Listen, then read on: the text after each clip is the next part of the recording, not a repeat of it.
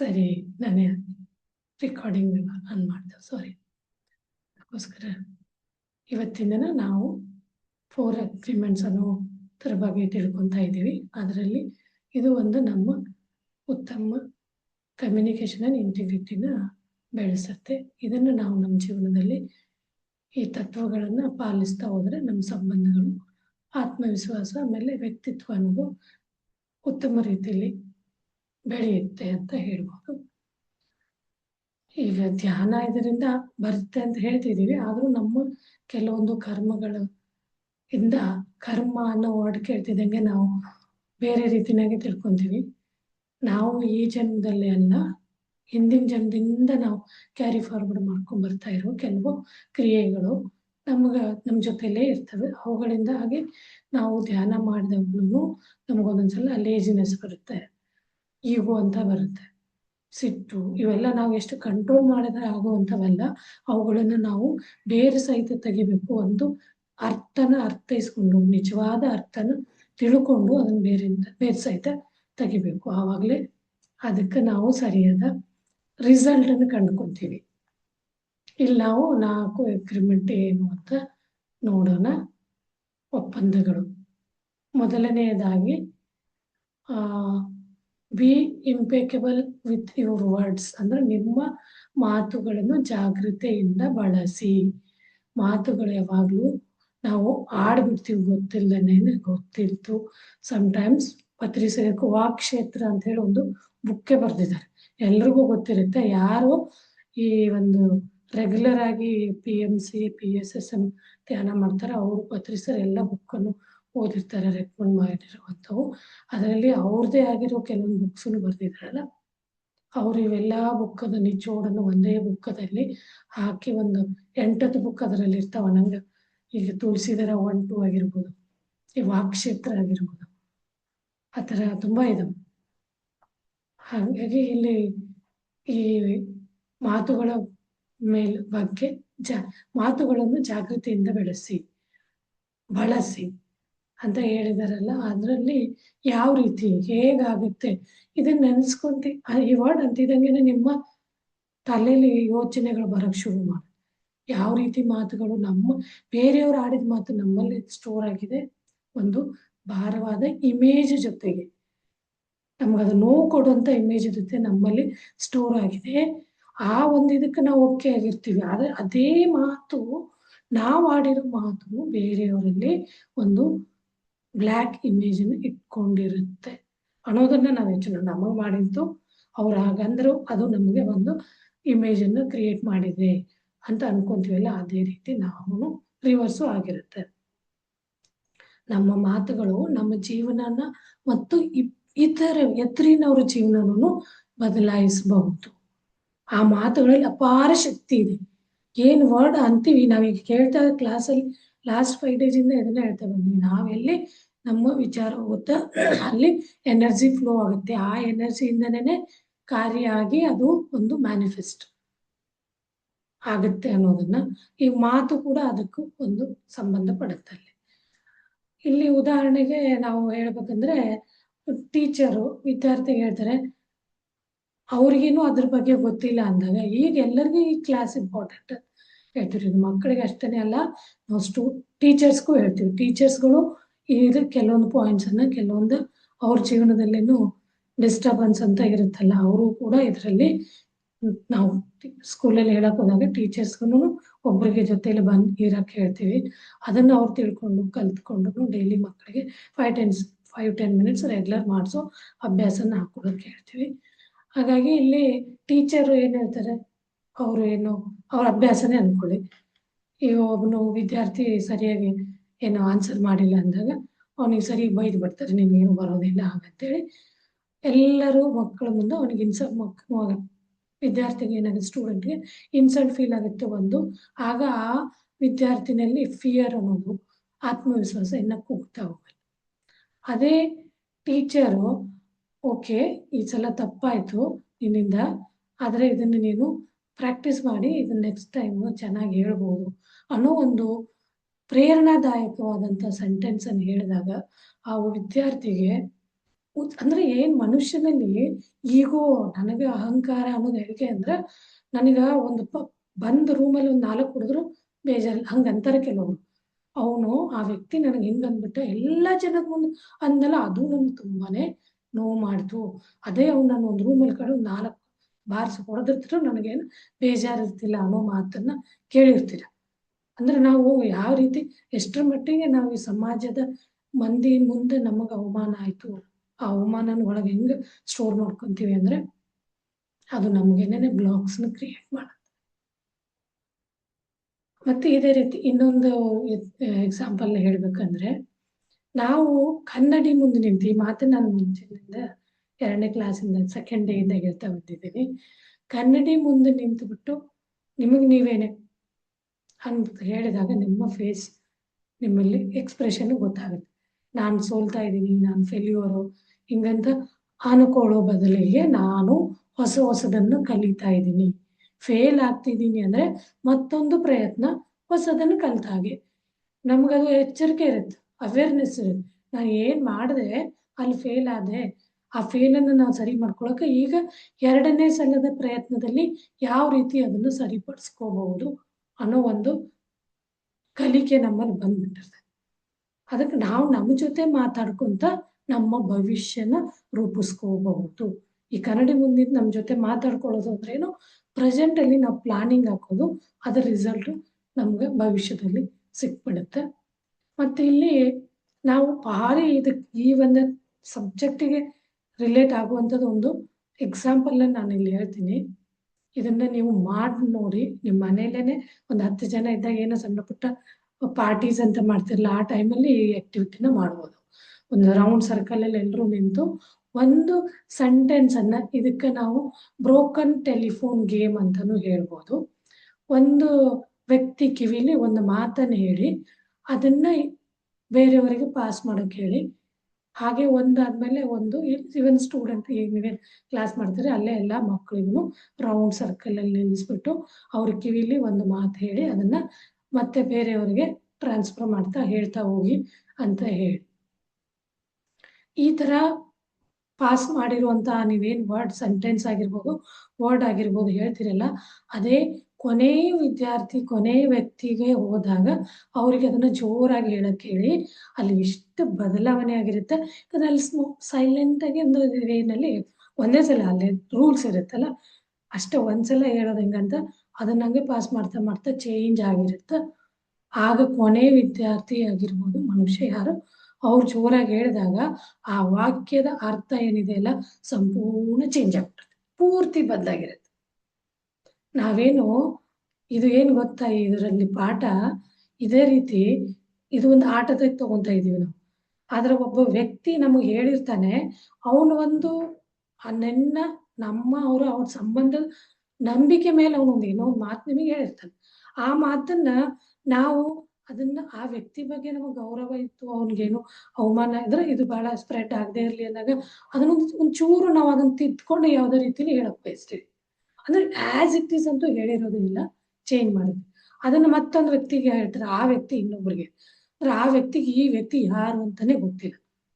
3ನೇ ವ್ಯಕ್ತಿಗೆ ಹೇಳಿದ, 3ನೇ ವ್ಯಕ್ತಿ 4ನೇ ವ್ಯಕ್ತಿಗೆ, ಈ 1-2 ವ್ಯಕ್ತಿ ಬಗ್ಗೆ ಆಗಿರುವಂತ ಮಾತು ಹಂಗ ಸುತ್ತು ಬಳಸಿ ಕೊನೆಗೆ ಒಂದು 10-20 ಜನದ ಬಾಯಲ್ಲಿ ಟ್ರಾನ್ಸ್ಫರ್ ಆಗಿ ಆ 1ನೇ ವ್ಯಕ್ತಿಗೆ ಅದು ಬಂದು ತಲುಪಿದಾಗ ಅವನಿಗೆ ಹೆಂಗ್ ಶಾಕ್ ಆಗೋದು, ಅರೆ ನಾನು ಈ ರೀತಿ ಹೇಳೇ ಇಲ್ಲ. 2ನೇ ವ್ಯಕ್ತಿ ಅದು ಒಂದ್ ರೀತಿ ನಮ್ಮಲ್ಲಿ ಭೇದನೂ ಹುಟ್ಟಿಸುತ್ತೆ, ಸಂಬಂಧಗಳನ್ನು ಬ್ರೇಕ್ ಮಾಡೋಕ್ಕೂ ಅಲ್ಲಿ ಆಗತ್ತೆ. ಅಲ್ಲಿ ನಾವು ಆ 2ನೇ ಯಾರಿಗೆ ಹೇಳ್ತೀವಿ, ಆ 2ನೇ ವ್ಯಕ್ತಿ ಹತ್ರ ನಾನು ಹಿಂಗೆ ಹೇಳೇ ಇರ್ಲಿಲ್ಲ, ಹಿಂಗೆ ಹೇಳ್ಬಿಟ್ಟಿದ್ದೀರಲ್ಲ, ಆಗ ಅವ್ರು ನಾನು ಹಂಗೆ ಹೇಳಿಲ್ಲ ಶುರು, ಎಲ್ಲಿ ಮಾತಿನ ಒಂದು ಜೋಡಣೆ ಚೇಂಜ್ ಆಗ್ತಾ ಹೋಗುತ್ತೆ. ಅದಕ್ಕೆ ಯಾರ ಮಾತನ್ನ ಕೇಳಿದ್ರೆ ಓಕೆ, ಅವ್ರು ಏನೋ ಹೇಳಿರ್ಬೋದು, ಅವರಿಂದ ನಿಮ್ಗೆ ಗೊತ್ತಾಗಿಲ್ಲ ಅಂದಾಗ ಅದನ್ನ ನಾವು ಪತ್ರಿಸರಿ ವಿಷಯ ಭಾರಿ ಸ್ಟ್ರಿಕ್ಟ್ ಆಗಿರ್ತದೆ. ನಾವು ಯಾರ ಬಗ್ಗೆ ನಾವು ಮಧ್ಯೆ ಮಾತಾಡ್ತಾ ಇದ್ರು, ಒಬ್ರು ಹೋಗಿ ಅವ್ರ ಜೊತೆ ಮಾತಾಡಿದ್ರೆ ಇನ್ನೊಬ್ರು ಕೇಳ್ತಾ ಇದ್ರು, ನೀವೇನಕ್ಕೆ ನಿಮ್ಮ ಕಿವಿ ಕೊಟ್ಟು ಕೇಳ್ತಿದ್ದೀರಾ, ನಿಮ್ಮ ವಿಷಯ ಅಲ್ಲ, ಅವ್ರದ್ದೇ ಸಿಚುವೇಶನ್ನೇ ಬೇರೆ, ಅವ್ರು ಹೇಳ್ತಿರೋ ಇದನ್ನೇ ಬೇರೆ, ಅದು ಅವ್ರ ಮಧ್ಯೆ ನಡೀತಾ ಇದೆ, ನೀವು ಕೇಳಿಸ್ಕೊಂಡ್ರೆ ಅದು ನಿಮ್ಗೆ ನಿಮ್ಮ ಲೈಫಲ್ಲಿ ನೀವು ಅದನ್ನ ಅಪ್ಲೈ ಮಾಡಕ್ ಹೋದ್ರೆ ನಿಮ್ಗೆ ಸರಿ ಹೋಗಲ್ಲ. ಹಾಗಾಗಿ ಇವು ಮಾತುಗಳು ಅನ್ನೋದಕ್ಕೆ ಬಹಳ ಇಲ್ಲಿ ನಾವು ಯೋಚನೆ ಮಾಡಿ ಮಾತಾಡಬೇಕು ಅಂತ ಹೇಳೋಕ್ಕೆ ನಾ ಇಲ್ಲಿ ಈ ಒಂದು ಎಕ್ಸಾಂಪಲ್ ಭಾಳ ಚೆನ್ನಾಗಿ ಅನ್ನಿಸ್ತು. ಅದಕ್ಕೆ ನಾವು ಏನಿರ್ಬೇಕಂದ್ರೆ ನಾವು ಆಡೋ ಪ್ರತಿಯೊಂದು ಮಾತು ಸತ್ಯವಾಗೇ ಇರ್ಬೇಕಂತ ಏನಿಲ್ಲ, ಆದರೆ ಅದು ಯಾವುದೇ ರೀತಿಯಾಗಿ ವದಂತಿಯಾಗಿ ಹರಡಬಾರ್ದು. ಈ ಥರ ತುಂಬಾನೇ ಆಗ್ತವೆ. ನಾವು ಭಾಳ ಇಂಟ್ರೆಸ್ಟಿಂಗ್ ಆಗಿ ಸೋಷಿಯಲ್ ಮೀಡಿಯಾನಲ್ಲಿ ನಾವು ಫೇಮಸ್ ಆಗಕ್ಕೆ ಒಂದು ನ್ಯೂಸ್ ಸಿಕ್ಕರೆ ಸಾಕು ಅದನ್ನ ಹೇಳಕ್ ಶುರು ಮಾಡ್ತೀವಿ. ಇವೆಲ್ಲ ತಪ್ಪು. ಅದಕ್ಕೇನೆ ನೋ ಇಂಟರ್ಫರೆನ್ಸ್, ನೋ ಜಡ್ಜ್ಮೆಂಟ್ ಅನ್ನೋ ವರ್ಡನ್ನ ಟೈಟಲ್ ಕೊಟ್ಬಿಟ್ಟಿದ್ದಾರೆ. ಅದು ಈ ಸಂಕಲ್ಪ ಆಮೇಲೆ ಈ ವಾಕ್ಕ್ಷೇತ್ರ ಬುಕ್ಕನ್ನು ಓದಿದ್ರೆ ಗೊತ್ತಾಗುತ್ತೆ. ಮತ್ತೆ ನಿಮ್ಮ ಆಕ್ಟಿವಿಟಿನ ನಾವು ಹೇಳ್ತಾನೆ ಬರ್ತೀವಿ. ಬುಕ್ನಲ್ಲಿ ನೀವೊಂದು ಟ್ರ್ಯಾಕರ್, ಸೆಲ್ಫ್ ಟ್ರ್ಯಾಕರ್ ಅನ್ನೋ ಇದನ್ನ ಮಾಡಿ ಅದರಲ್ಲಿ ಬರಿತಾ ಹೋಗಿ, ನಾನು ನನ್ನ ಬಗ್ಗೆ ಯಾವ ನಕಾರಾತ್ಮಕ ಮಾತುಗಳನ್ನು ಆಗಾಗ ಹೇಳ್ತಾ ಇರ್ತೀನಿ, ಅದನ್ನ ಹೇಳುವಾಗಿಲ್ಲ, ಅದನ್ನ ನಾನು ಸಕಾರಾತ್ಮಕವಾಗಿ ಯಾವ ರೀತಿ ಬದಲು ಮಾಡ್ಕೋಬಹುದು ಅನ್ನೋಕ್ಕೆ ಒಂದು ಎರಡು ಉದಾಹರಣೆ ಹೇಳ್ತೀನಿ. ನನಗೆ ಇಂಗ್ಲೀಷ್ ಮಾತಾಡಕ್ ಬರಲ್ಲ, ಇದು ಎಲ್ಲರಿಗೂ ಒಂದು ಗಿಲ್ಟ್ ಇರುತ್ತೆ. ಮಾತಾಡಕ್ ಬರಲ್ಲ ಅಂತ ಅನ್ನೋದನ್ನ ನಾವು ಯಾವ ರೀತಿ ಬದಲಾಯಿಸ್ಬೇಕು? ಓಕೆ, ನನಗೆ ಬರಲ್ಲ, ನಾನು ಪ್ರತಿದಿನ ಅದನ್ನ ಸರಿಯಾದ ರೀತಿಯಲ್ಲಿ ಪ್ರಾಕ್ಟೀಸ್ ಮಾಡಿ ಕಲಿತಾ ಇದ್ದೀನಿ, ನನಗೆ ಬರ್ತಾ ಇದೆ. ನನಗೂ ಯಾವ ಸಬ್ಜೆಕ್ಟ್ ನನಗೆ ಬರಲ್ಲ, ಅದು ಅಂದರೆ ನನಗೆ ತಲೆನೋವು, ಅದರಿಂದ ನಾನು ತಪ್ಪಿಸ್ಕೊಂಡು ಹೋಗ್ತೀನಿ ಅಂದಾಗ, ಇಲ್ಲ ನಾನು ನನ್ನ ಪ್ರಯತ್ನನ ಮಾಡ್ತೀನಿ. ಈ ರೀತಿಯಾಗಿ ನಾವು ಅದನ್ನ ಮಾತುಗಳನ್ನ ನಾವು ಸಕಾರಾತ್ಮಕವಾಗಿ ಮಾಡ್ಕೊಂಡಾಗ ಅಲ್ಲಿ ಹೊರಗೆ ಬರಕ್ಕೆ ನಮ್ಗೆ ಹೆಲ್ಪ್ ಆಗುತ್ತೆ. ನಾವು ಸಕ್ಸಸ್ಸು ಆಗ್ತೀವಿ ಈಸಿಲಿ. ಹಂಗಂದಾಗ ಅದೇ ಹೆಂಗಾಗುತ್ತೆ ಅಂತ ಹೇಳ್ತಾರೆ. ಈಗ ನಾವು 5 ತಿಂದಿಂದ ಹೇಳ್ತೀವಿ ಬರ್ತಿದ್ದೀನಲ್ಲ, ಸಬ್ ಕಾನ್ಸಿಯಸ್ ಮೈಂಡಲ್ಲಿ ಫೀಡ್ ಆಗುತ್ತೆ, ಅದೇ ಮ್ಯಾನಿಫೆಸ್ಟ್ ಆಗುತ್ತೆ. ಆ ಒಂದು ಇದರಿಂದನಾದ್ರೂ ನಾವು ಒಳ್ಳೆ ಮಾತಾಡೋದನ್ನ ಕಲಿಬೇಕು. ನೆಕ್ಸ್ಟ್ ಎರಡನೇ ಒಪ್ಪಂದ ಏನಂದ್ರೆ, do not take anything personally. ಇಲ್ಲಿ ಮಾತುಗಳನ್ನ ಒಬ್ಬರಿಂದ ಒಬ್ರು ಪಾಸ್ ಮಾಡಿದ್ವಿ, ಅದಕ್ಕೆ ಯಾರ್ದ ಮಾತಿರುತ್ತೆ ನಾವು ಅದನ್ನು ಪರ್ಸನಲಿ ತಗೊಂಡ್ಬಿಟ್ಟಿರ್ತೀವಿ.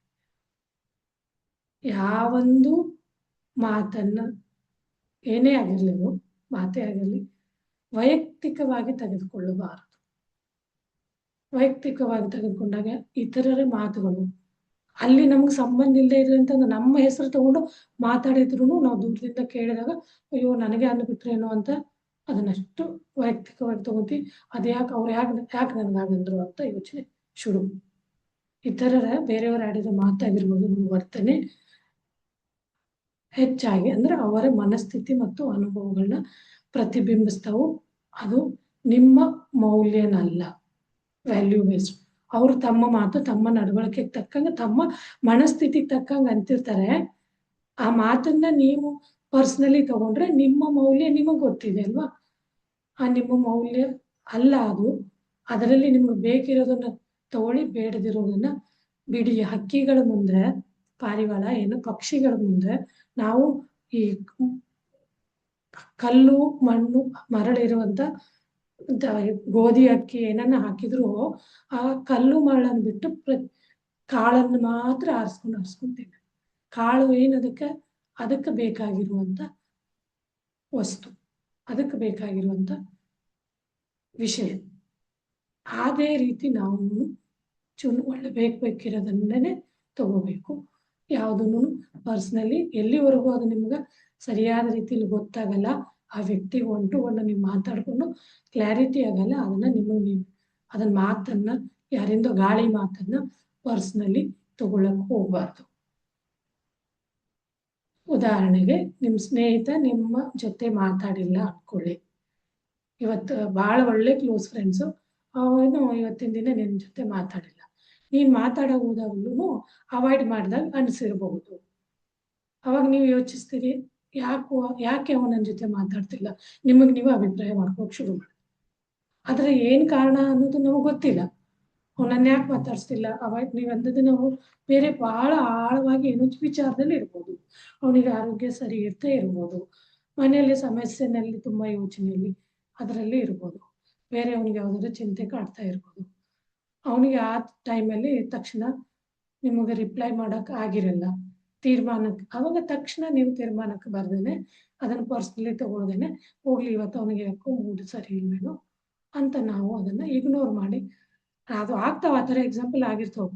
ಇನ್ನೊಂದಿನ ನೀವು ಸರಿ ಮೂಡಿದಾಗ ಮಾತಾಡಿದಾಗ, ನಾನು ನಿನ್ನೆ ನೀನು ಮಾತಾಡ್ಸಿದ್ರೆ ನೀನು ಮಾತಾಡಲಿ, ಆಗ ಅವ್ರು ಮನಸ್ಸು ಬಿಚ್ಚಾತಾರೆ, ಇಲ್ಲ ನಾನು ಸ್ವಲ್ಪ ಡಿಸ್ಟರ್ಬ್ ಮೈಂಡಲ್ಲಿ ಇರುತ್ತೆ. ಬಟ್ ನಾವು ಟ್ಯಾಗ್ ಮಾಡಿಬಿಡ್ತೀವಿ, ಪರ್ಸ್ನಲಿ ತೊಗೊಂಡ್ಬಿಡ್ತೀವಿ. ನನ್ನ ಮಾತನ್ನ ಇಗ್ನೋರ್ ಮಾಡಿದೆ ಮಾತಾಡಿ. ಇಟ್ಸ್ ಒಂದು ಸ್ಮಾಲ್ ಎಕ್ಸಾಂಪಲ್. ಈ ಥರದ್ದು ತುಂಬಾನೇ ಆಗ್ತವೆ. ಮತ್ತೆ ಇಲ್ಲಿ ಆಕ್ಟಿವಿಟಿ, ಪಾಸ್ ಆ್ಯಂಡ್ ರಿಫ್ರೇಮ್ ಅಂತೇಳಿ. ಪರಿಸ್ಥಿತಿ, ನಾವು ಹೇಳ್ತೀವಲ್ಲ ಹಾಯ್ ಅಂತ ಹೇಳಿಲ್ಲ, ನೀವು ಟೀಚರ್ಗೆ ಗುಡ್ ಮಾರ್ನಿಂಗ್ ಅಂತ ಹೇಳ್ತೀವಿ, ಟೀಚರ್ಗೆ ಓಕೆ. ನೀವು ಫ್ರೆಂಡ್ಸಲ್ಲೇ ಸ್ಕೂಲಲ್ಲಿ ಸಿಗ್ತಿದ್ದಂಗೆ ಎಲ್ಲೇ ರಸ್ತೆಯಲ್ಲಿ ಸಿಕ್ಕರೆ ಹಾಯ್ ಅಂತ ಹೇಳ್ತೀವಿ, ಆಮೇಲೆ ಕೈ ಬೀಸ್ತೀವಿ. ಆವಾಗ ಇದನ್ನ ನೀವು ಮೊದಲು ಆಲೋಚನೆ ಮಾಡಿ, ನೀವು ಹಾಯ್ ಅಂದಾಗ ಅವ್ನು ಹಾಯ್ ಅನ್ನಲಿಲ್ಲ ಅಂದ್ರೆ ನಾನು ಇಗ್ನೋರ್ ಮಾಡಿದ, ಅದೇ ಮಾತು ಬರುತ್ತೆ ಇಲ್ಲೂ. ಈಗ ಮತ್ತೆ ಯೋಚನೆ ಮಾಡಿ, ಇದನ್ನೇ ನಾವು ಯಾವ ರೀತಿ ಅಂದರೆ ಅವ್ನು ನಿಮ್ಮ ಕಡೆ ನೋಡಲಿಲ್ಲ, ನಿಮ್ಮನ್ನು ಇಗ್ನೋರ್ ಮಾಡಿದ. ಆಗ ನೀವೇನೇನೆ ಅನ್ಕೊಳ್ಳಿ, ಅವನು ಅಲ್ಲಿ ಆ ವ್ಯಕ್ತಿ ಅನ್ಕೊಂತ ಇದ್ದ ಫಸ್ಟ್ ಎಕ್ಸಾಂಪಲಲ್ಲಿ. ಸೆಕೆಂಡಲ್ಲಿ ಇಟ್ಸ್ ಓಕೆ, ಅವನನ್ನು ನೋಡಿರೋಕ್ಕಿಲ್ಲ, ನಾನು ಹಾಯ್ ಅಂದದ್ದು ಅವನಿಗೆ ಕೇಳಿಸಿರೋಕ್ಕಿಲ್ಲ, ಅವನು ಯಾವುದೋ ಬೇರೆ ಮೂಡಲ್ಲಿ ಇದ್ದಾನೇನು ಅಂತ ಇಲ್ಲಿ ನಾವು ರಿವರ್ಸ್ ಆಗಿ ಮೊದಲನೇ ಸಿಚುವೇಶನ್ನು, ಈ ಸಿಚುವೇಶನಲ್ಲಿ ನೀವೇ ಆ ರೀತಿ ಯೋಚನೆ ಮಾಡಿ ಅದನ್ನು ನೀವು ಪರ್ಸ್ನಲ್ ಆಗಿ ಬೇರೆ ರೀತಿಯಾಗಿ ಊಹಿಸ್ಕೊಳಕ್ಕೆ ಹೋಗಬೇಡಿ, ಅಂದ್ರೆ ಪರ್ಸ್ನಲಿ ತಗೊಳಕ್ಕೆ ಹೋಗಬೇಡಿ. ಆಯ್ತಾ? ಆಮೇಲೆ ಮತ್ತೆ ಮೂರನೇ ಅಗ್ರಿಮೆಂಟ್ ಒಂದು ಊಹಿಸಬೇಡಿ, ಡೋಂಟ್ ಮೇಕ್ ಅಸಂಪ್ಷನ್ಸ್. ಇಲ್ಲಿ ನಾವು ಅಸಂಪ್ಷನ್ ಮಾಡೋದು, ಇವು 4 ಒಪ್ಪಂದಗಳು ಒಂಥರ ಒಂದಾದ್ಮೇಲೆ ಒಂದು ಇಂಟರ್ಲಿಂಕ್ ಆಗ್ತವೆ. ನಾವು ಮೊದಲು ಮಾತಾಡ್ತೀವಿ, ಆಮೇಲೆ ಪರ್ಸನಲಿ ತೊಗೊತೀವಿ, ದೆನ್ ಊಹೆ ಶುರು ಆಗ್ಬಿಡ್ತೈತಿ. ಊಹೆಗಳಂತೂ ಸಾಲೇ ಊಹಿಸ್ಕೊಂತೀವಿ ನಮಗೆ ನಾವೇನೆ. ನಾವು ಸಂಪೂರ್ಣ ಸತ್ಯವನ್ನು ನಿಜ ತಿಳಿದೇನೆ ಅನೇಕ ಊಹಾಪೋಹ ಅಂತೀವಲ್ಲ, ಊಹೆಗಳನ್ನು ಮಾಡ್ತಾ ಹೋಗ್ತೀವಿ. ಆ ಊಹೆಗಳ ಅಗತ್ಯನೇ ಇರಲ್ಲ. ಆ ಊಹೆಯಿಂದನೇ ಒತ್ತಡ, ನಮಗೆ ನಾವೇನೆ ಒತ್ತಡನ ಹೇರ್ಕೊಂತೀವಿ. ಅದೇ ನಾವು ಫಾರ್ ಎಕ್ಸಾಂಪಲ್ ಇಲ್ಲೇನೆ ಯಾವ ಥರ ಒತ್ತಡ ಮಾಡ್ಕೊತೀವಿ, ತಂದ್ಕೊತೀವಿ ಅಂದ್ರೆ ಅನಗತ್ಯವಾದ ಒತ್ತಡನ ನಮ್ಮೇಲೆ ನಾವು ಉಂಟು ಮಾಡ್ಕೊತೀವಿ. ಈಗ ಫಾರ್ ಎಕ್ಸಾಂಪಲ್ ನಿಮಗೆ ಟೀಚರ್ ಸಿಕ್ಕರು ಒಬ್ರು, ಆ ಟೀಚರ್ ಅಂದರೆ ನಿಮ್ಗೆ ಅಷ್ಟಕ್ಕಷ್ಟೇನೆ. ಅವ್ರು ನಿಮ್ಗೆ ಸಿಕ್ಕ ಏನು ಹೇಳ್ತಾರೆ ಸ್ಟೂಡೆಂಟ್ಗೆ, ನೀನು ನನ್ನ ಆಮೇಲೆ ಭೇಟಿಯಾಗ ಅಂತ ಹೇಳ್ತಾರೆ. ಆವಾಗ ನೀವು ಸ್ಟಾರ್ಟ್ ವೇ ಮಾಡ್ಸೋಕ್ಕೆ ಏನಕ್ಕೆ ಭೇಟಿಯಾಗ ಹೇಳಿರ್ಬೋದು, ನಾನು ಏನಾರ ತಪ್ಪು ಮಾಡಿದ, ನನಗೆ ಈ ವಿಷಯಕ್ಕೋಸ್ಕರ ಅದಕ್ಕೋಸ್ಕರ ಎಲ್ಲ ಹಳೆ ಕಥೆಗಳು ನೆನೆಸ್ಕೊತೀರಿ. ಅವ್ರ ಮತ್ತೆ ನಿಮ್ಮ ಮತ್ತೆ ಏನು ನಡೀತಿತ್ತು ಅನ್ನೋದನ್ನ ಅವಾಗ ಮನಸ್ಸಲ್ಲೇನೆ ಸ್ಟಾರ್ಟ್ ಮಾಡೋಕ್ಕೆ ಶುರು. ಅಲ್ಲಿ ನಾವು ಏನು ಮಾಡ್ತಿದ್ವಿ ಅಂದರೆ ನಮ್ಮ ಎನರ್ಜಿನ ವೇಸ್ಟ್ ಮಾಡ್ತಾ ಇದೀವಿ. ಬೇಡದಿರೋ ವಿಷಯ ಇದು. ಸರಿ, ಹೋದಾಗ ನೋಡೋಣ, ಭೇಟಿಯಾಗಂತ ಹೇಳಿದ್ದಾರೆ, ಓಕೆ ಭೇಟಿಯಾದಾಗ ನೋಡೋಣ, ಏನೇ ಆಗಿರಲಿ. ಆದರೆ ಅಲ್ಲಿ ನಾವೇನು ಮಾಡ್ತೀವಿ, ನಮ್ಮದೇ ಆದ ವಿಚಾರನ ಹಾಕ್ತಾ ಊಹಿಸಕ್ಕೆ ಶುರು ಮಾಡಿಬಿಡ್ತೀವಿ. ಎಲ್ಲೇ ಇದು ಒಂದು ಸ್ಮಾಲ್ ಎಕ್ಸಾಂಪಲ್. ಈ ಥರದಂಥವು ತುಂಬಾನೇ ಸುತ್ತಮುತ್ತ ನಡೀತಾ ಇರ್ತಾವೆ. ದಿನ ಬೆಳಗಾದ್ರೆ ನಡೀತಾವೆ. ಬೆಳಿಗ್ಗೆ ಎದ್ದಾಗಿಂದ ಮಲಗುವವರೆಗೂ. ಅಮ್ಮ ಏನಾದರೂ ಅಂದ್ರು, ಯಾಕೆ ಹಿಂಗಂದ್ರು, ಅವ್ರಿಗೆ ಯಾರೋ ನಿಮ್ಮ ಬಗ್ಗೆ ಏನೋ ಹೇಳಿರ್ಬೇಕು ಅಂದ್ರೆ ಊಹೆ ಸ್ಟಾರ್ಟ್. ನನ್ನ ಏನನ್ನ ನೋಡಿದ್ರ, ನೀವೇನೋ ಒಂದು ಹಿಂದಿನ ದಿನ ತಪ್ಪು ಮಾಡಿದಿರಿ, ಆ ಮಾತನ್ನ ಹೀಗಂದ್ರಲ್ಲ, ಅವ್ರೇನೋ ನೋಡ್ಬಿಟ್ಟು ಅಂದ್ರೆ ನೀವೇನೇ ಅನಲೈಸ್ ಸ್ಟಾರ್ಟು ಮಾಡ್ಕೊಂತೀರಾ, ಊಹಿಸೋಕ್ಕೂ ಶುರು ಮಾಡ್ತೀರಾ. ಯಾಕೆ ಹಂಗಂದ್ರು ಅಮ್ಮ ಅಂತೇಳಿ, ಅವ್ರೇನೋ ಹೇಳಿದ್ರೆ ಇವತ್ತು ನಿಮ್ಗೆ ಏನೋ ಹೇಳ್ಬೇಕು ಅಂದಾಗ್ಲೂ ಅದೇ ಥರದ ಯೋಚನೆ ಬರಕ್ಕೆ ಶುರು. ಆದರೆ ನೀವು ಅದನ್ನ ರಿವರ್ಸ್ ಆಗಿ ಥಿಂಕ್ ಮಾಡಿಲ್ಲ. ಆದರೆ ಊಹೆನೇ ಮಾಡೋದು, ಆದರೂ ಪಾಸಿಟಿವ್ ಆಗಿರುವಂಥ ಊಹೆ ಮಾಡಿ. ಬಟ್ ಅದು ರಿಯಾಲಿಟಿನಲ್ಲಿ ನೀವು ಪಾಸಿಟಿವ್ ಆಗಿರೋಂಥ ಮಾತು ಬಂದಿಲ್ಲ ಅಂದರೂ ಅಲ್ಲಿ ಏನಾಗುತ್ತೆ, ನಿಮಗೆ ನೋವು ಅಂತ ಕಾಯ್ದಿರಿಸುತ್ತೆ. ಅದಕ್ಕೇನೆ ಈ ಒಂದು ಆಗದೆ ಇರುವಂಥ ಸಿಚುವೇಶನ್ನು, ಕ್ರಿಯೆಗಳ ಬಗ್ಗೆನೇ ಮುಂಚೆನೇ ಯೋಚನೆ ಮಾಡಿ, ಆ ವ್ಯಕ್ತಿ ಏನಕ್ಕೆ ಕರೆದಿದ್ದಾರೆ, ಏನು ನಮ್ಮ ಮಧ್ಯೆ ಮಾತುಕತೆ ಆಗುತ್ತೆ ಅಂತ ಗೊತ್ತಿರೋ ಮುಂಚೆನೇ ಊಹೆ ಮಾಡೋದು, ಇದು ಒಳ್ಳೆ ಹ್ಯಾಬಿಟೇ ಅಲ್ಲ, ಇದು ಒಳ್ಳೆ ರೂಢಿನೇ ಅಲ್ಲ. ಯಾಕೆ ಸಮ್ಟೈಮ್ಸ್ ನಾವು ಅನ್ಕೊಂತೀವಿ, ಓಕೆ ಈ ಥರನೂ ಊಹಿಸ್ಕೋಬೋದು. ಓಕೆ, ಟೀಚರ್ನ ಕರೆದಿದ್ದಾರೆ ಅಂದರೆ ಏನೋ ಒಂದು ಒಳ್ಳೆ ಸಿಹಿ ಸುದ್ದಿ ಹೇಳೋಕೆ ಕರೆದಿರ್ಬೇಕು, ಒಳ್ಳೆ ಮಾತನ್ನು ಹೇಳಕ್ಕೆ ಕರಿಬೇಕು, ಏನೋ ಒಂದು ಸ್ಪರ್ಧೆ ಇರ್ಬೋದು, ಆ್ಯಕ್ಟಿವಿಟಿಯಲ್ಲಿ ನಿನ್ನ ಸೇರಿಸ್ಕೊಂಡಿದ್ದೀವಿ ಅಂತ ಹೇಳೋಕ್ಕೆ, ಆ ರೀತಿನೂ ಮಾಡಬಹುದು ಊಹೆ ಮಾಡೋದಾದ್ರೆ. ಯಾಕಂದರೆ ಅದು ಆ ಊಹೆ ಮಾಡೋದ್ರಿಂದ ಇಲ್ಲಿ ನಾವು ಒಂದು ಧ್ಯಾನವನ್ನು ಅಳವಡಿಸ್ಕೊಂಡು ಹೋಗ್ತಾ ಇದ್ದೀವಿ. ಈ ಥರ ಊಹೆ ಮಾಡೋದ್ರಿಂದ ಆ ವ್ಯಕ್ತಿನಲ್ಲೂ ಬದಲಾವಣೆ ಆಗುತ್ತೆ. ಇನ್ ಕೇಸ್ ಆ ವ್ಯಕ್ತಿ ನಿಮ್ಮ ಬಗ್ಗೆ ತಪ್ಪು ಅಭಿಪ್ರಾಯನ ಹೇಳಕ್ಕೇನೆ ನಿಮ್ಮನ್ನು ಕರೆಸಿದ್ದಾನೆ ಅನ್ಕೊಂಡ್ರು ಕೂಡ ನಿಮ್ಮ ಊಹೆ ಏನಿದೆ ಅಲ್ಲ ಅದು ಒಂದು ಮಿರಾಕ್ಯುಲಸ್ ಅಂಡ್ ಪಾಸಿಟಿವ್ ಏನೇನಿದ್ರೆ ಅಲ್ಲಿ ಮತ್ತೆ ನಿಮ್ಮ ಅವರ ಮಧ್ಯೆ ನಡೆಯುವಂತ ಕನ್ವರ್ಸೇಷನ್ನೇ ಬೇರೆ ಆಗಿದೆ. ಇದು ಇಲ್ಲಿ ಕಲಿಯುವಂಥದ್ದು ಮತ್ತೆ. ಅದಕ್ಕೇನೆ ಅಜುಮ್ಷನ್ ಆಯ್ತು. ನೀವು ಅಜುಮ್ಷನ್ ಅನ್ನ ಊಹಿಸೋದನ್ನ ಪಾಸಿಟಿವ್ ಆಗಿ ಇಟ್ಕೊಳ್ಳಿ. ಆ ಒಂದು ಪಾಸಿಟಿವ್ ಅದನ್ನ ನೀವು ಡ್ರೀಮ್ ತರ ನೋಡ್ತೀರಾ, ನನ್ನ ಜೊತೆ ಆಗ್ತಾ ಇದೆ ಅನ್ನಂಗ ಅಲ್ಲಿ ಅವರ ಏನು ನಿಮ್ಮ ಬಗ್ಗೆ ನಿಮ್ಮನ್ನ ಏನು ಹೇಳಕ್ ಕರಿತಿದ್ದಾರೆ ಅನ್ನೋ ಅಲ್ಲಿ ಅದ್ರ ಇಂಟೆನ್ಸಿಟಿ ಅದು ಒಂದು ಚೇಂಜ್ ಪರಿವರ್ತನೆ ಆಗುತ್ತೆ. ಈ ಒಂದು ಬಹಳ ಚೆನ್ನಾಗಿರುವಂತ ಬದಲಾವಣೆ ಇಲ್ಲ. ಅದಕ್ಕೇನೆ ನಾವು ತಕ್ಷಣ ಏನಾಗೋಕ್ ಮುಂಚೆ ನೀವು ಅದನ್ನ ಪಾಸಿಟಿವ್ ಆಗಿ ಕನ್ವರ್ಟ್ ಮಾಡಿ ಸೆಂಟೆನ್ಸ್, ಅದು ಆಟೋಮೆಟಿಕಲಿ ಅವರ ನಮ್ಮ ಮಧ್ಯದ ಸಂಬಂಧನೇ ಬದಲಾಗ್ಬಿಡುತ್ತೆ. ಅವ್ರಿಗೆ ನಿಮ್ಗೆ ಆಗಿಲ್ಲ ಅಂದ್ರೂ ಆಗೋ ರೀತಿ ಆದಂತ, ಯಾಕಂದ್ರೆ ಅಲ್ಲಿ ಸಬ್ ಕಾನ್ಸಿಯಸ್ ಮೈಂಡ್ ಇಲ್ಲಿ ಏನಾಯ್ತು, ಬೀಜವನ್ನ ಆ ರೀತಿ ಹಾಕಿದೆ, ಇಲ್ಲ ಅವರು ನನ್ನ ಬಗ್ಗೆ ಒಳ್ಳೇದನ್ನೇ ಮಾಡಕ್ಕೆ ಒಳ್ಳೇದ ಹೇಳಕ್ಕೇನೆ ಕರೆದಿದ್ದಾರೆ ಅನ್ನೋದು ಹಾಕಿದ್ರಿ. ಆಮೇಲೆ ಅದನ್ನೇನೆ ಊಹಿಸ್ಕೊಂಡು ಅದೇ ರೀತಿ ನೀವು ವಿಜುವಲೈಸೇಷನ್ ಮಾಡಿ ಖುಷಿ ಪಡ್ತಾ ಇದ್ದೀರಾ. ನಿಮ್ಮ ಒಂದು ನೆಗೆಟಿವ್ ಅಂದ್ರೆ ಯಾವುದು ಡಲ್ನೆಸ್ಸು ಭಯ ಅನ್ನೋದೆಲ್ಲ ಹೊರಟೋಗ್ಬಿಡುತ್ತೆ. ಆಗ ನಿಮ್ಮ ಮುಂದಿನ ಕೆಲಸ ಬಹಳ ಸುಸಲಿತ ಅಂದ್ರೆ ಈಸಿಯಾಗಿ ನಡೆಯುತ್ತೆ. ಬೇರೆ ನಾವು ಕೆಲಸ ಮಾಡಕ್ ಹೋಗ್ತಾ ಇದ್ದೀವಿ ಅದನ್ನು ಚೆನ್ನಾಗಿ ನಡೆಯುತ್ತೆ. ನೋಡಿ ಎಷ್ಟು ನಮ್ಮ ಒಂದು ಯೋಚನೆನ ಚೇಂಜ್ ಮಾಡ್ಕೊಳ್ಳೋದ್ರಿಂದ ಪೂರ್ತಿ ನಮ್ಮ ಸುತ್ತಮುತ್ತ ಇರುವ ವಾತಾವರಣನೇ ಚೇಂಜ್ ಆಗುತ್ತೆ. ಅದಕ್ಕೆ ಇಲ್ಲಿ ಎಕ್ಸಾಂಪಲ್ ಇರುತ್ತೆ. ಇಲ್ಲ ಅಂದ್ರೆ ಪೇರೆಂಟ್ಸ್ ನಿಮಗೂ ಬೈದಿರ್ಬೋದು, ಅದ್ ನಾನು ಹೇಳಿದ್ನಲ್ಲ ಅವಾಗ್ಲೇನೆ, ನೀನು ಯಾಕ ನಾನು ಇಲ್ಲ 2-3 ಮಕ್ಳು ಇದ್ರಂತೂ ಬೈದ್ರೆ 4-3 ಜನದ ಮಧ್ಯೆ ನನಗ ಬೈದ್ರು, ಯಾಕೆ ಅವ್ರಿಗೆ ಇಷ್ಟನೇ ಇಲ್ಲ ಅಂತ ಹೇಳ್ಬಿಡ್ತಾರೆ. ನಿಮ್ಗೆ ಆ ಮಗ ಅಂದ್ರೆ ಇಷ್ಟ, ಆ ಮಗಳು ಅಂದ್ರೆ ಇಷ್ಟ, ನಾನಂದ್ರೆ ನಿಮ್ಗೆ ಇಷ್ಟನೇ ಇಲ್ಲ, ಯಾಕಂದ್ರೆ ಬೈದ್ಬಿಟ್ರಿ ಎಲ್ಲರ ಮುಂದೆ ಅಂತ ಹೇಳಿ ಸ್ಟಾರ್ಟು ಆಗುತ್ತೆ. ಆದ್ರೆ ಅವ್ರೇನೋ ಒಂದು ನಿನ್ಗೆ ಹೇಳಕ್ಕೋಸ್ಕರ ಇದನ್ನ ಅಲ್ಲಿ ರಿಪೀಟ್ ಮಾಡ್ಬೋದು. ಟೀಚರ್ಸ್ ಬೈದನ್ನು ಇದೇ ರೀತಿಯಾಗಿ ತಗೋಬಹುದು. ಏನೋ ಒಂದು ನನಗೆ ಡ್ಯೂಟಿ ಕೊಡಕ್ಕೆ ಕರೆದಿರ್ಬೋದು, ನನಗೆ ಅಪ್ರಿಷಿಯೇಟ್ ಮಾಡೋಕೆ ಹೇಳಿರ್ಬೋದು ಅಂತ ಆ ಥರದ್ದು ಅನ್ಕೊಂಡು ನಾವು ಚೇಂಜ್ ಮಾಡ್ಕೋಬಹುದು. 3ನೇ ಸೀನಿಯರ್ ಟೀಚರ್ ಆಗಿರ್ಬೋದು, ನಿಮ್ಮ ಪೇರೆಂಟ್ಸ್ ಜೊತೆ ಆಗಿರ್ಬೋದು, ಸ್ನೇಹಿತರ ಜೊತೆ ಆಗಿರ್ಬೋದು. ಅವನು ನಿಮ್ಮಲ್ಲಿ ಸಿಟ್ಟು ಮಾಡ್ಕೊಂಡು ಕೋಪ ಮಾಡ್ಕೊಂಡು ಅನ್ಕೊಂಡ್ವಿ, ಯಾಕೆ ಅಂತ ಅದನ್ನು ಊಹಿಸ್ತೇನೆ, ಅದನ್ನೇ ಅವನಿಗೇನು ಹೆಲ್ತ್ ಇಶ್ಯೂ ಇದೆಯೇನೋ, ಡಿಸ್ಟರ್ಬ್ ಮೈಂಡಲ್ಲಿ ಇದ್ದಾನೇನೋ ಅನ್ಕೊಂಡು ಅದನ್ನು ನಾವು ಚೇಂಜ್ ಮಾಡಬಹುದು. ಅಲ್ಲಿ ಇಮಿಡಿಯೇಟ್ ಆಗಿ ನಿಮ್ಮಲ್ಲಿ ಸರಿಯಾದ ಊಹಾ ಮಾಡ್ಕೊಂಡ್ರೆ ಅವ್ರ ಮತ್ತೆ ನಿಮ್ಮ ಮತ್ತೆ ಇನ್ನೂ ಚೆನ್ನಾಗಿ ರಿಲೇಷನ್ ಇನ್ನೂ ಸ್ಟ್ರಾಂಗ್ ಬಿಲ್ಡ್ ಆಗುತ್ತೆ. ಅದು ಯಾರೇ ಆಗಿರ್ಬೋದು, ಇವನ್ ಶತ್ರುನೂ ಆದ್ರು ನಿಮ್ಮ ಶತ್ರು ಆಗಿದ್ರು ಆ ಒಂದು ಶತ್ರುತ್ವ ಅನ್ನೋದು ಕಡಿಮೆ ಅಯ್ಯೋ ನಾವು ಕಾಯ್ತಾ ಇರ್ತೀವಿ, ಮಿತ್ರನ ಶತ್ರು ಕ್ಯಾಟಗರಿಗೆ ಹಾಕಕ್ಕೂ ಹೋಗ್ಬಿಡ್ತೀವಿ. ನಮ್ಮ ಈ ಒಂದು 3 ಒಪ್ಪಂದಗಳನ್ನ ತಪ್ಪಿಸ್ಕೊಂಡು ರಾಂಗ್ ವೇನಲ್ಲಿ ಮಾಡ್ಕೊಂಡು ನಾವು ಶತ್ರುತ್ವದಲ್ಲೇನು ಕನ್ವರ್ಟ್ ಆಗ್ತೀವಿ. ಅವನನ್ನ ಬಹಳ ಒಳ್ಳೆ ಫ್ರೆಂಡ್ ಅದ, ಅವ್ನ ಶತ್ರು ಅದ, ಈಗ ಅವ್ನ ಕ್ಯಾಟಗರಿ ಚೇಂಜ್ ಮಾಡಿ. ಅದರಿಂದ ಇದರಿಂದನೇ ನಮ್ಮ ಕರ್ಮಗಳ ಅಕೌಂಟು ಎಲ್ಲ ಕೆಟ್ಟೋಗ್ಬಿಡುತ್ತೆ ಲೆಕ್ಕಾಚಾರ. ಕೊನೆಯದಾದ 4ನೇದು ಅಗ್ರಿಮೆಂಟ್ ಬಂದು ಯಾವಾಗಲೂ all the time always do your best. ಇದನ್ನ ನೆನಪಿಸ್ಕೊಂಡು ಈಗ ಊಹೆ ಆಯ್ತು, ಊಹೆ ಆದಾಗ ಇಮಿಡಿಯೇಟ್ಲಿ ಡೂ ಯುವರ್ ಬೆಸ್ಟ್.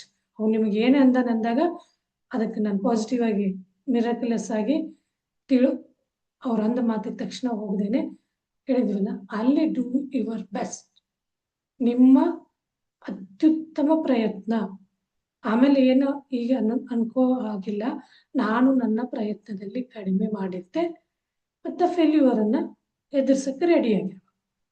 ಮಾಡದೇ ಇದ್ದಿದ್ರೆ, ಮಾಡಿದ್ರು ಕೂಡ ಆಗ ನೀವೇ ಇಲ್ಲ, ನಾನು ಮಾಡೋದ್ರಲ್ಲಿ ಎಲ್ಲೋ ಒಂದು ಕಡೆ ಕಡಿಮೆ ಆಗಿರ್ಬೋದು, ಹಾಗಾಗಿ ನನ್ನ ಅನ್ಕೊಂಡ ಹಾಗೆ ರಿಸಲ್ಟ್ ನನಗೆ ಸಿಕ್ಕಿಲ್ಲ. ಇವು ಎಷ್ಟು ಈಸಿ ಆದಂತ ಸರಳವಾದಂತ ಮಾತುಗಳು ದಿನಂಪ್ರತಿ ನಮ್ಮ ಜೀವನದಲ್ಲಿ ನಡೀತಾನೆ ಇರ್ತಾವೆ. ಇವುಗಳಿಗೆ ಒಂದೊಂದೇನೆ ಏನೇ ಅದು ಬರ್ತಿದಂಗೆ ಅದಕ್ಕೆ ರಿವರ್ಸ್ ಅಷ್ಟೇ, ಅಲ್ಲೇ ಕಟ್ ಆಫ್. ಅದು ಯಾವುದೇ ರೀತಿಯಾದ ಒಂದು ಇದನ್ನ ಸರಪಳಿ ತರ ಅದ ಜೋಡಣೆ ಮುಂದುವರಿಯಲ್ಲ. ಕೆಲವೊಂದನ್ನ ನಾವು ಈ ಥರದನ್ನ ನಮ್ಮ ಜೀವನದ ಮೇಲೆ ಅಳವಡಿಸ್ಕೊಳ್ಳೋದ್ರಿಂದ ನಮ್ಮ ಈ ಬ್ರೇನ್ ಅನ್ನೋದು ತಾನೇ ಖಾಲಿ ಜಾಗ ಆಗಿ ಉಳಿಯುತ್ತೆ. ಬೇಕಿರೋದನ್ನ ಸ್ಟೋರ್ ಮಾಡ್ಕೊಳಕ್ಕೆ ಒಳ್ಳೆ ಈಸಿ ವೇನಲ್ಲಿ ಅದು ಕೂತಿರುತ್ತೆ ಕಾಯ್ಕೊಂಡು. ನಾವು ಬೇಡದಿರೋ ಸ್ಟಫನ್ನು ಅನ್ವಾಂಟೆಡನ್ನು ತುಂಬಿ ಅಲ್ಲಿ ಜಾಗ ಇಲ್ದಂಗೆ ಮಾಡಿಬಿಡ್ತೀವಿ. ಅಂದರೆ ಅದು ನಿಮ್ಮ ಪರಿಸ್ಥಿತಿ ಆಗಿರ್ಬೋದು, ಆರೋಗ್ಯ ಆಗಿರ್ಬೋದು, ಶಕ್ತಿಗನು ಅನುಗುಣವಾಗಿ ನಿಮ್ಮ ಓದಿನ ಇದು ಆಗಿರ್ಬೋದು. ನಾನು ಡಲ್ ಇದ್ದೀನಿ, ನಾನು ಈ ಸಬ್ಜೆಕ್ಟ್ ಅಂದರೆ ನನಗೆ ಆಗೋದೇ ಇಲ್ಲ ಅನ್ನೋ ಇವೆಲ್ಲ ಒಂದು ಪರಿಸ್ಥಿತಿಗೆ ಅನುಗುಣವಾಗಿ ನಿಮ್ಮಿಂದ ಎಷ್ಟು ಸಾಧ್ಯನೋ ಅಷ್ಟು ನೀವು ಸರಿಯಾದ ರೀತಿಯಲ್ಲಿ ಪ್ರಯತ್ನನ ಮಾಡ್ತಾ ಹೋಗ್ತಿದ್ದೀರಾ, ಮಾಡ್ತೀನಿ ಅನ್ನೋದನ್ನ ಇಲ್ಲಿ ತಿಳ್ಕೋಬೇಕು. ಫಾರ್ ಎಕ್ಸಾಂಪಲ್, ಒಬ್ಬ ಸ್ಟೂಡೆಂಟ್ಗೆ ಎಕ್ಸಾಮ್ ಹತ್ರ ಇದೆ, ಅವನು ಜ್ವರದಿಂದ ಬಳಲ್ತಿದ್ದಾನೆ, ಏನು ಹೆಲ್ತ್ ಇಶ್ಯೂ ಇಂದ ಚಾಲೆಂಜಸ್ ಅಲ್ಲಿ ಇದ್ದಾನೆ ಅನ್ಕೊಳ್ಳಿ. ಆಗ ಅವನಿಗೆ ಅವನು ಒಳ್ಳೆ ರ್ಯಾಂಕ್ ಸ್ಟೂಡೆಂಟೇ ಆಗಿರ್ಬೋದು, 90 ತಗೊಂಬರುವಂಥ ಸ್ಟೂಡೆಂಟೇ ಆಗಿರ್ಬೋದು. ಆದರೆ ಈ ಪರಿಸ್ಥಿತಿಲಿ ಅವ್ನಿಗೆ ಯಾವುದೇ ರೀತಿಯಾದ ಟೈಮ್ ಕೊಡೋಕ್ಕಾಗಲ್ಲ, ಡಿಸ್ಟರ್ಬ್ ವೀಕ್ನೆಸ್ ಅಲ್ಲಿ. ಆಗ ಅವನ ಮನಸ್ಸಲ್ಲಿ ಪರಿಸ್ಥಿತಿಯಲ್ಲಿ ಅವ ಏನು ಮಾಡ್ತಾನೆ, ಅವ್ನ ಬೆಸ್ಟ್ ಪ್ರಯತ್ನ ಮಾಡ್ತಾನೆ. ಓಕೆ, ನಾನು ಏನೇನು ಓದಿ ಇಟ್ಟಿದ್ದೀನಿ ಮುಂಚೆಯಿಂದನೇ ಅದನ್ನೇನೋ ಬುಕ್ ತೆಗೆದು ಓದಕ್ಕಲ್ಲಿ ಅವ್ನ ಮೈಂಡ್ ಸೆಟ್ ಇರಲ್ಲ. ಹಾಗಾಗಿ ಅವ್ನು ತಾನೇ ಬೆಸ್ಟ್ ಏನು ಮಾಡ್ತಾನೆ, ತಾನು ಓದಿರೋದನ್ನೆಲ್ಲನೂ ಕೂತಾಗ ಎಲ್ಲಿ ಒಂದು ಮೂಮೆಂಟಲ್ಲಿ ಅದನ್ನ ನೆನೆಸ್ಕೊಂಡು ಅದನ್ನೇನೋ ಅವನು ಒಂದು ಪ್ರಯತ್ನನ 100% ಅಂತ ಹೇಳ್ತೀವಲ್ಲ, ಅದನ್ನ ಬೆಸ್ಟ್ ಅಂತ ಹೇಳಿ ಅವನು ಪ್ರಯತ್ನ ಮಾಡ್ತಾನೆ. ಅದನ್ನ ಮತ್ತೆ ಸರಿ ಹೋಗ್ತಿದ್ದಂಗೆ ಆವತ್ತಿನ ದಿನದ ಅವನು ಅದನ್ನೇ ಯೋಚನೆ ಮಾಡಿ ಫಿಯರು, ಎಂಜೈಟಿ ಕ್ರಿಯೇಟ್ ಮಾಡ್ಕೊಳ್ಳೋದ್ರಿಂದ ಏನಾಗುತ್ತೆ, ಅವನು ಆರೋಗ್ಯ ಸುಧಾರಣೆ ಆಗೋಲ್ಲೇನೂ ಟೈಮ್ ತಗೊಳುತ್ತೆ. ತನಗೆ ಬೇಕಿರೋದನ್ನ ತನಗೆ ಎಷ್ಟು ನೆನಪಿದೆ ಅಷ್ಟು ನೆನಪಿಸ್ಕೊಂಡು ಅಷ್ಟೇ ಆಗಿದ್ದಾಗ ಅವನು ಇಮಿಡಿಯೇಟ್ 1 ದಿನ 2 ದಿನದಲ್ಲೇನೆ ಅವನ ಆರೋಗ್ಯನ ಸುಧಾರಿಸ್ಕೊಳ್ಳಬಹುದು ಈಸಿಲಿ. ಅದಕ್ಕೋಸ್ಕರ ಮತ್ತೆ ಬೇರೆಯವ್ರಿಗೆ ಹೋಲಿಕೆ ಮಾಡ್ಕೊಳ್ಳೋದು, ಕಂಪ್ಯಾರಿಸನ್. ನನಗೆ ಆರೋಗ್ಯ ಇಲ್ದಂಗೆ ಆಯ್ತು, ನನಗಿನ್ನ ಮುಂದೆ ಹೆಲ್ದಿ ಕಂಪ್ಯಾರಿಸನ್ ಇರಬೇಕು, ಓಕೆ ಅಂತ ಹೇಳಿ ಅದರಲ್ಲಿ ನಾವು ಹೋಲಿಸ್ಕೊಂಡಾಗ್ಲಿ, ನಿನ್ನಿನ ಇವತ್ತು ನನ್ನಿಂದ ಇದು ಆಗಲಿಲ್ಲ ಅಂತ ಮನಸ್ಸಲ್ಲಿ ನಾವೇ ಡಿಗ್ರೇಡ್ ಮಾಡ್ಕೊಳ್ಳೋವಾಗಿಲ್ಲ. ಅದಕ್ಕೆ ಇಲ್ಲಿ ಕೆಲವೊಂದು ಆಕ್ಟಿವಿಟಿ ಹೇಳ್ತೀನಿ. ಈಗ ರೋಲ್ ಪ್ಲೇ ಅಂತ ಪರಿಸ್ಥಿತಿ ಏನಂದ್ರೆ, ನಾಳೆ ಫಾರ್ ಎಕ್ಸಾಂಪಲ್ ನಿಮ್ಮ ಮ್ಯಾಥ್ಸ್ ಎಕ್ಸಾಮ್ ಇದೆ ಅನ್ಕೊಳ್ಳಿ, ನಾಳೆ ದಿನಾನೇ ಇದೆ ಅನ್ಕೊಳ್ಳಿ. ಆಗ ಇವತ್ತು ನೀವು ಏನು ಮಾಡಬೇಕು, ನನ್ನಿಂದ ಆಗೋದೇ ಇಲ್ಲ ಅಂತೇಳಿ ಕೂತ್ರೆ ಅದು ಬೆಸ್ಟ್ ಅಂತ ಅಲ್ಲ. You are not doing your best ಅಂತ ಅಲ್ಲ. ಅದಕ್ಕೆ ಒಂದೇ ದಿನ ನಿಮ್ಮಲ್ಲಿ ಇದ್ರೂ ಕೂಡ ಇಲ್ಲಿ ಕಷ್ಟ ಅಂತ ಗೊತ್ತಾದ್ಮೇಲೆ ನಾನು ಓದೋದೇ ಬೇಡ ಅಂತಲ್ಲ, ಗಿವ್ ಅಪ್ ಮಾಡಂಗಿಲ್ಲ. ಇಲ್ಲಿ ಯಾವೊಂದೇ ಪರಿಸ್ಥಿತಿಲೂ ಅಲ್ಲಿ ನಿಮ್ದು ಬೆಸ್ಟ್ ನಿಮ್ಮ ಪ್ರಯತ್ನ ನೀವು ಮಾಡ್ತಾ ಕೊನೆ ಮೂಮೆಂಟು. ಈಗ ನೋಡಿ, ಅದೇ ಆಟೋಮೆಟಿಕಲಿ ನಮ್ಮ ಈ ಒಂದು ಥಾಟಲ್ಲಿ ಇರುತ್ತೆ, ಎಂಥ ಕಷ್ಟದಲ್ಲೂ ಅದು ನಮ್ಗೆ ಒಳ್ಳೆ ರೀತಿಯಾಗಿ ಇದನ್ನು ಕೊಡುತ್ತೆ. ಒಳಗಿಂದ ಕೊಡ್ತಾ ಇರ್ತೈತೆ, ಅದನ್ನ ನಾವು ಕೇಳ್ಬೇಕಷ್ಟೇ. ಅದನ್ನ ಕೇಳೋ ಒಂದು ನಮ್ಮ ಹತ್ರ ಇದು ಇಲ್ಲ ಅಂದ್ರೆ ನಾವು ಎಲ್ಲೆಲ್ಲೋ ರಾಂಗ್ ವೇನಲ್ಲಿ ತಗೊಂಡೋಗ್ಬಿಡುತ್ತೆ. ನಾನು ಬೆಸ್ಟ್ನ ಮಾಡೋಕ್ಕಿಲ್ಲ, ಏನಾಗುತ್ತೆ, ಆ ವಿದ್ಯಾರ್ಥಿ ಆ ಒಂದು ಎಕ್ಸಾಮನ್ನು ಫೇಸ್ ಮಾಡೋದಿಲ್ಲ. ನನಗೆ ಆಗ ಅವನು ಒಂದು ಸೆಲೆಕ್ಟಿವ್ ಮಾಡ್ಕೊಂತಾನೆ, ಫಾರ್ ಎಕ್ಸಾಂಪಲ್ ಒಂದು 5 ಚಾಪ್ಟರ್ ಓದಬೇಕಿದೆ. ಈ 5 ಚಾಪ್ಟರಲ್ಲಿ ನನಗೆ ಈಸಿ ಆಗಿರುವಂಥದ್ದು ಯಾವುದಿದೆ ಆ ಚಾಪ್ಟರ್ನ ನಾನು ಚೆನ್ನಾಗಿ ಇನ್ನೊಂದ್ಸಲ ರಿವೈಸ್ ಮಾಡಿ ಇಟ್ಬಿಡ್ತೀನಿ. ಟಫ್ ಆಗಿರೋದನ್ನ ನಾನು ಒಂದು 10 ಸಲ 5 ಸಲ ಪ್ರಾಕ್ಟೀಸ್ ಮಾಡ್ತೀನಿ ಅಂತ ಅವನು ಮೆಥಡಾಲಜಿ ಹಾಕೊಂತಾನೆ. ಯಾಕಂದ್ರೆ ಅವನು ಅದನ್ನ ಬೆಸ್ಟ್ ಮಾಡಬೇಕು ಅಂತ ಅನ್ಕೊಂಡಾಗ, ಆಲ್ವೇಸ್ ಟು ಯುವರ್ ಬೆಸ್ಟ್ ಅನ್ನೋದನ್ನ ನಿಮ್ಮ ಜೀವನದಲ್ಲಿ ಅಳವಡಿಸ್ಕೊಂಡಾಗ ಕೊನೆಯ ಮೂಮೆಂಟಲ್ಲೂ ಆ ಪರೀಕ್ಷೆಯನ್ನು ನಾವು ಸಕ್ಸಸ್ ಆಗಿ ಮಾಡೋಕ್ಕೆ ಪ್ರಯತ್ನ ಪಡ್ತಾನೆ. ಅದಾದ್ಮೇಲೂ ಆಗಿಲ್ಲ ಅಂದ್ರೂ ಅವನು ಈಸಿಲಿ ಅದನ್ನ ಅಕ್ಸೆಪ್ಟ್ ಮಾಡ್ಕೊತಾನೆ. ಯಾಕಂದ್ರೆ ಅವನಿಗೆ ಗೊತ್ತು ಏನೇನನ್ನ ಅವನು ರಾಂಗ್ ಮಾಡ್ದ, ಸರಿ ಮಾಡ್ದ ಅಂತೇಳಿ. ಈ ಥರದನ್ನೇ ನಮ್ಮ ಜೀವನದಲ್ಲೂ ತುಂಬಾ ಪರಿಸ್ಥಿತಿ, ಪರೀಕ್ಷೆ ಅಂತ ನಮ್ಮನ್ನ ನಾವು ಫೇಸ್ ಮಾಡಿರ್ತೀವಿ. ಅಲ್ಲಿ ಅದನ್ನ ತಗೊಳ್ಳೋಕ್ಕೂ ಇದು ನಮ್ಗೆ ತುಂಬಾನೇ ಹೆಲ್ಪ್ ಮಾಡುತ್ತೆ. ಓಕೆ, ಈಗ ಮತ್ತೆ ನಾವು ನಮ್ಮ ದಿನನಿತ್ಯದ ಇದಕ್ಕೆ ಬರೋಣ. ಪ್ರತಿದಿನದ ಏನನ್ನ ನಾನು ಸಂಕಲ್ಪ, ರಿಫ್ಲೆಕ್ಷನ್, ಸೆಲ್ಫ್ ರಿಫ್ಲೆಕ್ಷನ್ ಚೆಕ್ ಮಾಡ್ಕೊಳ್ಳಿ. ಜರ್ನಲಲ್ಲಿ ಬರೆಯೋದಂತ ಹೇಳ್ತಿರ್ತೀನಿ ನಾನು. ನೀವೇ ಪ್ರಶ್ನೆ ಮಾಡ್ಕೊಳ್ಳಿ, ಅದಕ್ಕೆ ಉತ್ತರ ಹೇಳಿ. ನಾನು ಇವತ್ತಿನ ಟಾಪಿಕ್ಗೆ ಸಂಬಂಧಪಟ್ಟಿರುವಂಥ ಇವತ್ತಿನ ದಿನ ನಾನು ಯಾವ ಒಳ್ಳೆಯ ಮಾತುಗಳನ್ನು ಬಳಸಿದ್ದೀನಿ. ಒಳ್ಳೆಯ ಕೆಟ್ಟ ಮಾತಂತೂ ಹೇಳ್ಬೋದು, ಕೆಟ್ಟ ಮಾತು ಹೇಳಂಗಿಲ್ಲ. ಬಿಕಾಸ್ ಸಬ್ಕಾನ್ಸಿಯಸ್ ಮೈಂಡ್ ಐಸೆ ಬಾಯಿ ತಕೊಂಡು ಕೂತಿರುತ್ತೆ, ಒಳಗೆ ಹಾಕೊಳ್ಳೋಕೆ ಅದು ಒಳ್ಳೆ ಮ್ಯಾಗ್ನೆಟ್ ತರ. ಹಾಗಾಗಿ ಇಂದು ನಾನು ಯಾವ ಒಳ್ಳೆ ಮಾತುಗಳನ್ನು ಬಳಸಿದ್ದೀನಿ, ಅಲ್ಲಿ ನಮ್ಗೆ ನೆನಪು ಬರುತ್ತೆ. ನಾವು ಕೆಟ್ಟ ಮಾತು ಆಡಿದ್ದು ಕೂಡ ಅವನ್ನ ನಾವು ಚೇಂಜ್ ಮಾಡ್ಕೊಳ್ಳೋದು, ಬರೆಯೋದು. ಆಮೇಲೆ ಯಾರ ಮಾತನ್ನು ವೈಯಕ್ತಿಕವಾಗಿ ತಗೊಂಡಿದ್ದೀನಿ ನೋಡಿ, ಸ್ಟಾರ್ಟ್ ಆಯ್ತಾ. ನಾನು ಆಡಿದ ಮಾತುಗಳು ಬೇರೆಯವ್ರು ಆಡಿದ್ದನ್ನ ವೈಯಕ್ತಿಕವಾಗಿ ತಗೊಂಡೆ ಅನ್ನೋದನ್ನ, ಮತ್ತೆ ನಾನು ಯಾವ್ಯಾವ ತಪ್ಪು ಊಹೆನ ನಾನೇ ಮಾಡಿದ್ದೀನಿ, ಅದರದ್ದು ಸಿಚುವೇಶನ್ ಗೊತ್ತಿಲ್ಲದೇನೆ 100%, 50% ಒಂಚೂರನು ಗೊತ್ತಿಲ್ಲದೇನೆ ನನ್ನಷ್ಟಕ್ಕೆ ನಾನೇನೆ ಏನೇನು ಊಹೆಗಳನ್ನು ಮಾಡ್ಕೊಂಡಿದ್ದೀನಿ ಅನ್ನೋದನ್ನ. ಆಮೇಲೆ ಇಂದು ಮತ್ತೆ ನಾನು ನನ್ನ ಅತ್ಯುತ್ತಮ ಪ್ರಯತ್ನ ನಾನು ಮಾಡಿದ್ದೀನ ಅಂತ ಕ್ವಶನ್ ಮಾರ್ಕಲ್ಲಿ ಚೆಕ್ ಮಾಡ್ಕೊಳ್ಳಿ, ಪಾಯಿಂಟ್ಸ್ ಅನ್ನ ಬರ್ದೇವೆ, ಅದಕ್ಕೆ ಟಿಕ್ ಮಾರ್ಕ್ ಹಾಕಿ. ಓಕೆ, ಸರಿ ಮಕ್ಕಳೇ, ಕೊನೆಗೆ ನಮ್ಮ ಜೀವನದಲ್ಲಿ ಬದಲಾಯಿಸ್ಬೇಕಾದಂತ ಒಂದು ದೊಡ್ಡ ಶಕ್ತಿ ಅಂದ್ರೆ ನಮ್ಮ ಆಲೋಚನೆ ಮತ್ತು ನಮ್ಮ ವರ್ತನೆಯಲ್ಲಿದೆ, ನಮ್ಮ ನಡವಳಿಕೆ ಅಲ್ಲಿದೆ. ಅದಕ್ಕೆ ಇಲ್ಲಿ ನಾನು ನನ್ನ ಮಾತುಗಳನ್ನು ಜಾಗೃತೆಯಿಂದ ಬಳಸುತ್ತೇನೆ. ನಿಮಗೆ ನೀವು ಸಂಕಲ್ಪ, ಇತರರ ಮಾತುಗಳನ್ನು ತಕ್ಷಣ ಪರ್ಸನಲಿ ತೆಗೆದುಕೊಳ್ಳೋದಿಲ್ಲ. ಯಾರನ್ನ ಆಡಿದ್ರೆ ತಕ್ಷಣ 90 ಸೆಕೆಂಡ್, ಇನ್ನು ಹೇಳಿದ್ವಲ್ಲ 90 ಸೆಕೆಂಡ್ ಫಾರ್ಮುಲಾ ಅಪ್ಲೈ ಮಾಡೋದು. ಸತ್ಯ ತಿಳಿಯದೆ ಊಹೆಗೆ ಹೋಗಲ್ಲ, ಮೊದಲು ಅದರ ಸತ್ಯ ಏನಿದೆ ಅಂತ ಅರ್ಥ ಮಾಡ್ಕೊಂಡು ಆ ನಂತರನೇ ಊಹಾ ಅಂದ್ರೆ ಅದನ್ನ ಯೋಚನೆ ಮಾಡಕ್ ಶುರು ಮಾಡಿ.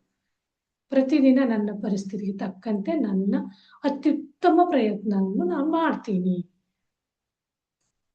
ಇಲ್ಲಿ ಒಂದು ಬೆಸ್ಟ್ ಉದಾಹರಣೆ, ಕೊನೆಗೆ ಸರಳ ಉದಾಹರಣೆ ಅಂದ್ರೆ, ಒಂದು ಮೊಬೈಲಲ್ಲಿ ಒಂದು ಒಳ್ಳೆ ಸಾಫ್ಟ್ವೇರ್ ಇದೆ ಅನ್ಕೊಳ್ಳಿ, ಅದನ್ನ ಸರಿಯಾಗಿ ಬಳಸಬೇಕು ಅಂದ್ರೆ ಅದು ಸರಿಯಾದ ಯೂಸ್ ಕೊಡ್ತಾ ಇದೆ ಅಂತ ಗೊತ್ತಾಗುತ್ತೆ. ಅದರ ಬಳಕೆನೇ ಗೊತ್ತಿಲ್ಲ ಅಂದ್ರೆ, ಅದನ್ನ ಸಾಫ್ಟ್ವೇರ್ ಇದೆ, ಆ ಸಾಫ್ಟ್ವೇರ್ ಯೂಸ್ ಮಾಡಕ್ ಬಂದಿಲ್ಲ ಅಂದ್ರೆ, ಬಹಳ ಒಳ್ಳೊಳ್ಳೆ ಸಾಫ್ಟ್ವೇರ್ ಇದೆ, ಅದು ಬಿಟ್ಟು ನಾವು ಏನೇನೋ ನೋಡ್ತೀವಿ ಸ್ಟಫ್ ಬೇಡದಿರೋದನ್ನ. ರೀಲ್ಸ್ ಅಲ್ಲಿನೂ ಒಳ್ಳೆ ನಮ್ಗೆ ಏನೋ ಒಂದು ಮೆಸೇಜ್ ಕೊಡೋಂಥ ರೀಲ್ಸ್ ಇರುತ್ತೆ, ಅದು ನಮ್ಗೆ ಎಂಟರ್ಟೈನಿಂಗು ಓಕೆ. ಸಮ್ಟೈಮ್ಸ್ ಈಗ ಮಕ್ಕಳ ಕೈಲಿ ಬಂದಾಗ ಕ್ಯೂರಿಯಾಸಿಟಿಲಿ ಏನೇನೋ ನೋಡೋಕೆ ಶುರು ಮಾಡ್ಬಿಡ್ತಾರೆ.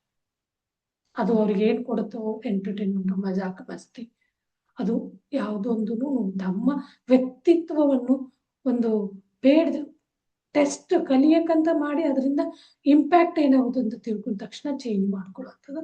ಇಲ್ಲಿ ಆ ಮೊಬೈಲ್ ಸಾಫ್ಟ್ವೇರ್ಗಳನ್ನ ನಿಮಗೆ ಯೂಸ್ ಮಾಡಕ್ ಬರಲ್ಲ.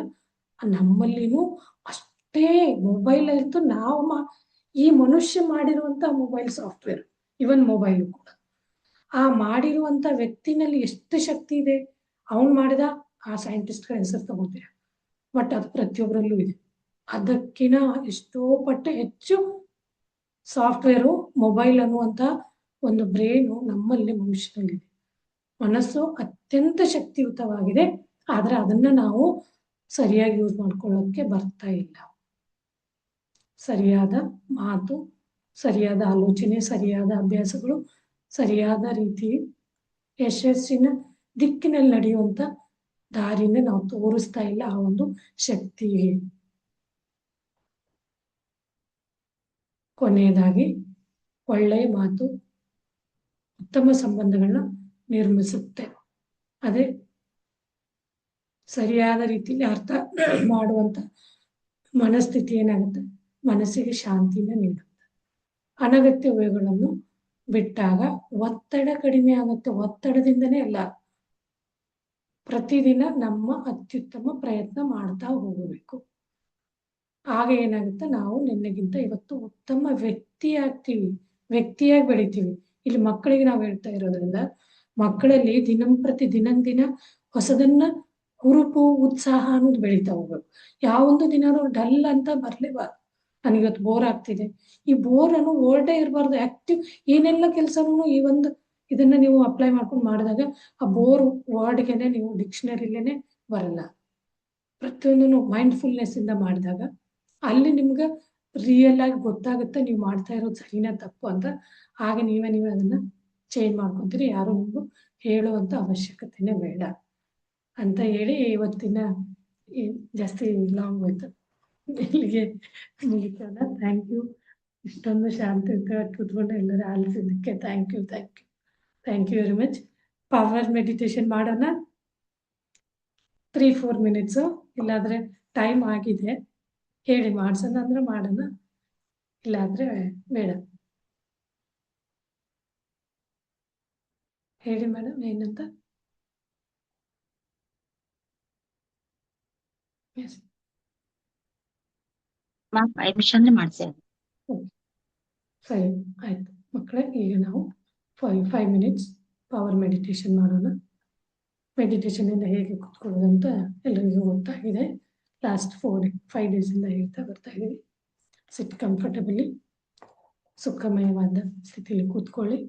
ಲಾಕ್ ಮಾಡ್ಕೊಳ್ಳಿ 3 ಕೈ ಬೆರಳನ್ನು ಲಾಕ್, ಕಾಲು ಲಾಕ್ ಮಾಡ್ಕೊಳ್ಳಿ, and eyes close is third lock. And observe your inner organs, body ಏರಿಳಿತನ ಅಬ್ಸರ್ವ್ ಮಾಡಿ, ಚೆಕ್ ಮಾಡಿ, ರಿಲ್ಯಾಕ್ಸ್ ಮಾಡ್ಕೊಳ್ಳಿ. Relax your whole body. ನಿಮಗೆ ನೀವೇ ಈ ಒಂದು 4 ಒಪ್ಪಂದದ ಬಗ್ಗೆ ರೀಕಾಲ್ ಮಾಡ್ಕೊಳ್ಳಿ. ಮನಸ್ಸಲ್ಲಿ ರೀಕಾಲ್ ಮಾಡಿ, ನಾನು ಯಾವ ವಿಷಯದಲ್ಲಿ ಯಾವ ರೀತಿ ಯೋಚನೆ, ಒಂದು ಎಕ್ಸಾಂಪಲ್ ತಗೊಂಡು ನಿಮ್ಮ ಮನಸ್ಸಲ್ಲಿ ಬರ್ತಾ ಇರುವಂಥ ಯೋಚನೆನ ತಗೊಂಡು ಆ ಯೋಚನೆ ಬಗ್ಗೆನೇ ಅದರ ವಿಷಯನ ಯಾವ ರೀತಿ ನೀವು ಅದನ್ನು ಆ ಮಾತನ್ನು ತಗೊಂಡು ಅದರ ಮೇಲೇನೆ ವೈಯಕ್ತಿಕವಾಗಿ ಅದರ ಜಜ್ಮೆಂಟ್ ಏನು ಬರ್ತಿದೆ, ಜಜ್ಮೆಂಟ್ ಅಂತಲ್ಲ, ಅದನ್ನು ಪರ್ಸ್ನಲಿ ತಗೊಂಡಿದ್ದೀರಾ, ಯಾರಾದರೂ ಹೇಳಿರೋ ಮಾತಿರ್ಬೋದು, ರಾತ್ರಿ ನೆನ್ನೆ ದಿನ ಈ ಒಂದು ಬೆಳಿಗ್ಗೆನೆ ಏನಪ್ಪ ಸಿಚುವೇಶನ್ ಕ್ರಿಯೇಟ್ ಆಗಿದ್ರೆ ಆ ಮಾತಿನ ನಿಮಗೆ ಆ ಮಾತು ನಿಮ್ಮ ಮೇಲೆ ಯಾವ ರೀತಿ ಪರಿಣಾಮ ಬೀರ್ತಾ ಇದೆ ಅನ್ನೋದನ್ನು ಯೋಚನೆ ಮಾಡಿ, ಅದನ್ನು ಹೇಗೆ ನೀವು ಚೇಂಜ್ ಮಾಡ್ಕೋಬಹುದು ಅನ್ನೋದನ್ನು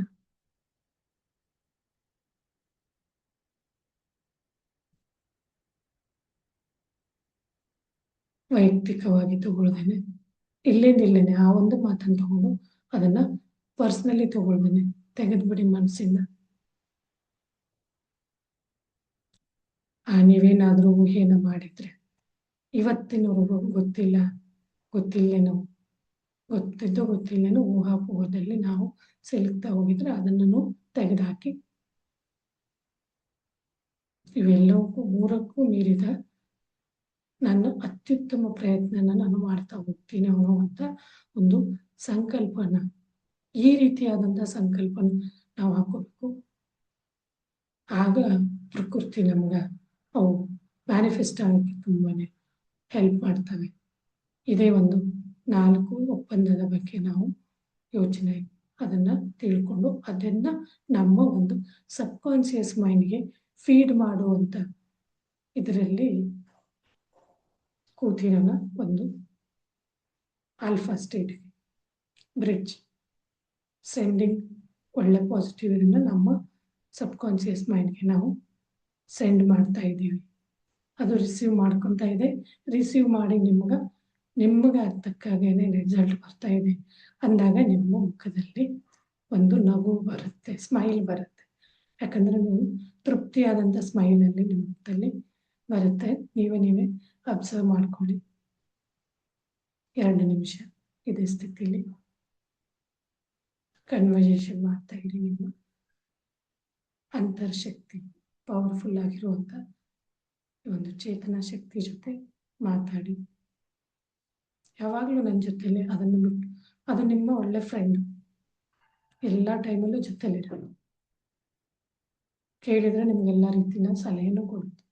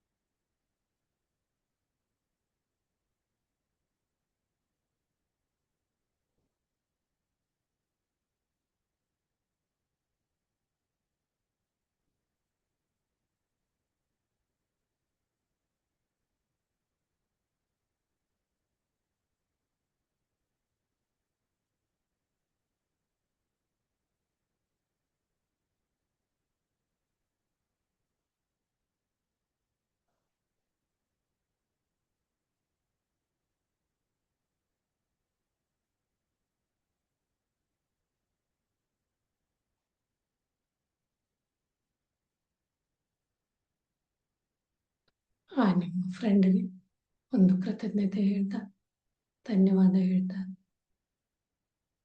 ನಿಧಾನವಾಗಿ ನಿಮ್ಮ ಶರೀರದ ಅಂಗಾಂಗಗಳ ಕಡೆ ಗಮನ ತಗೊಂಬನ್ನಿ.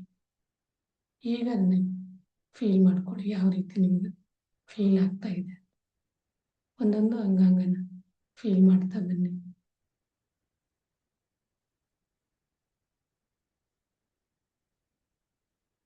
ಆ ಒಂದು ಚೇತನ ಶಕ್ತಿಗೆ, ಪವರ್ ಹೌಸ್, ನಮ್ಮಲ್ಲಿ ಇರುವಂಥ ಶಕ್ತಿಶಾಲಿಯಾದಂಥ ಆ ಚೇತನ ಮನೆಗೆ ಮತ್ತೊಂದು ಬಾರಿ ಥ್ಯಾಂಕ್ ಯು ಹೇಳ್ತಾ, ಧನ್ಯವಾದ ಹೇಳ್ತಾ, ನನ್ನ ಜೊತೆಲಿ ಇದ್ದಿದ್ದಕ್ಕೆ ತುಂಬ ಧನ್ಯವಾದ ಅಂತ ಹೇಳಿ ಧ್ಯಾನದಿಂದ ಹೊರಗೆ ಬನ್ನಿ. ನಿಧಾನವಾಗಿ ಎರಡು ಕೈ ಬಿಡಿಸ್ಕೊಂಡು ಕಣ್ಮೇಲೆ ಇಟ್ಕೊಳ್ಳಿ.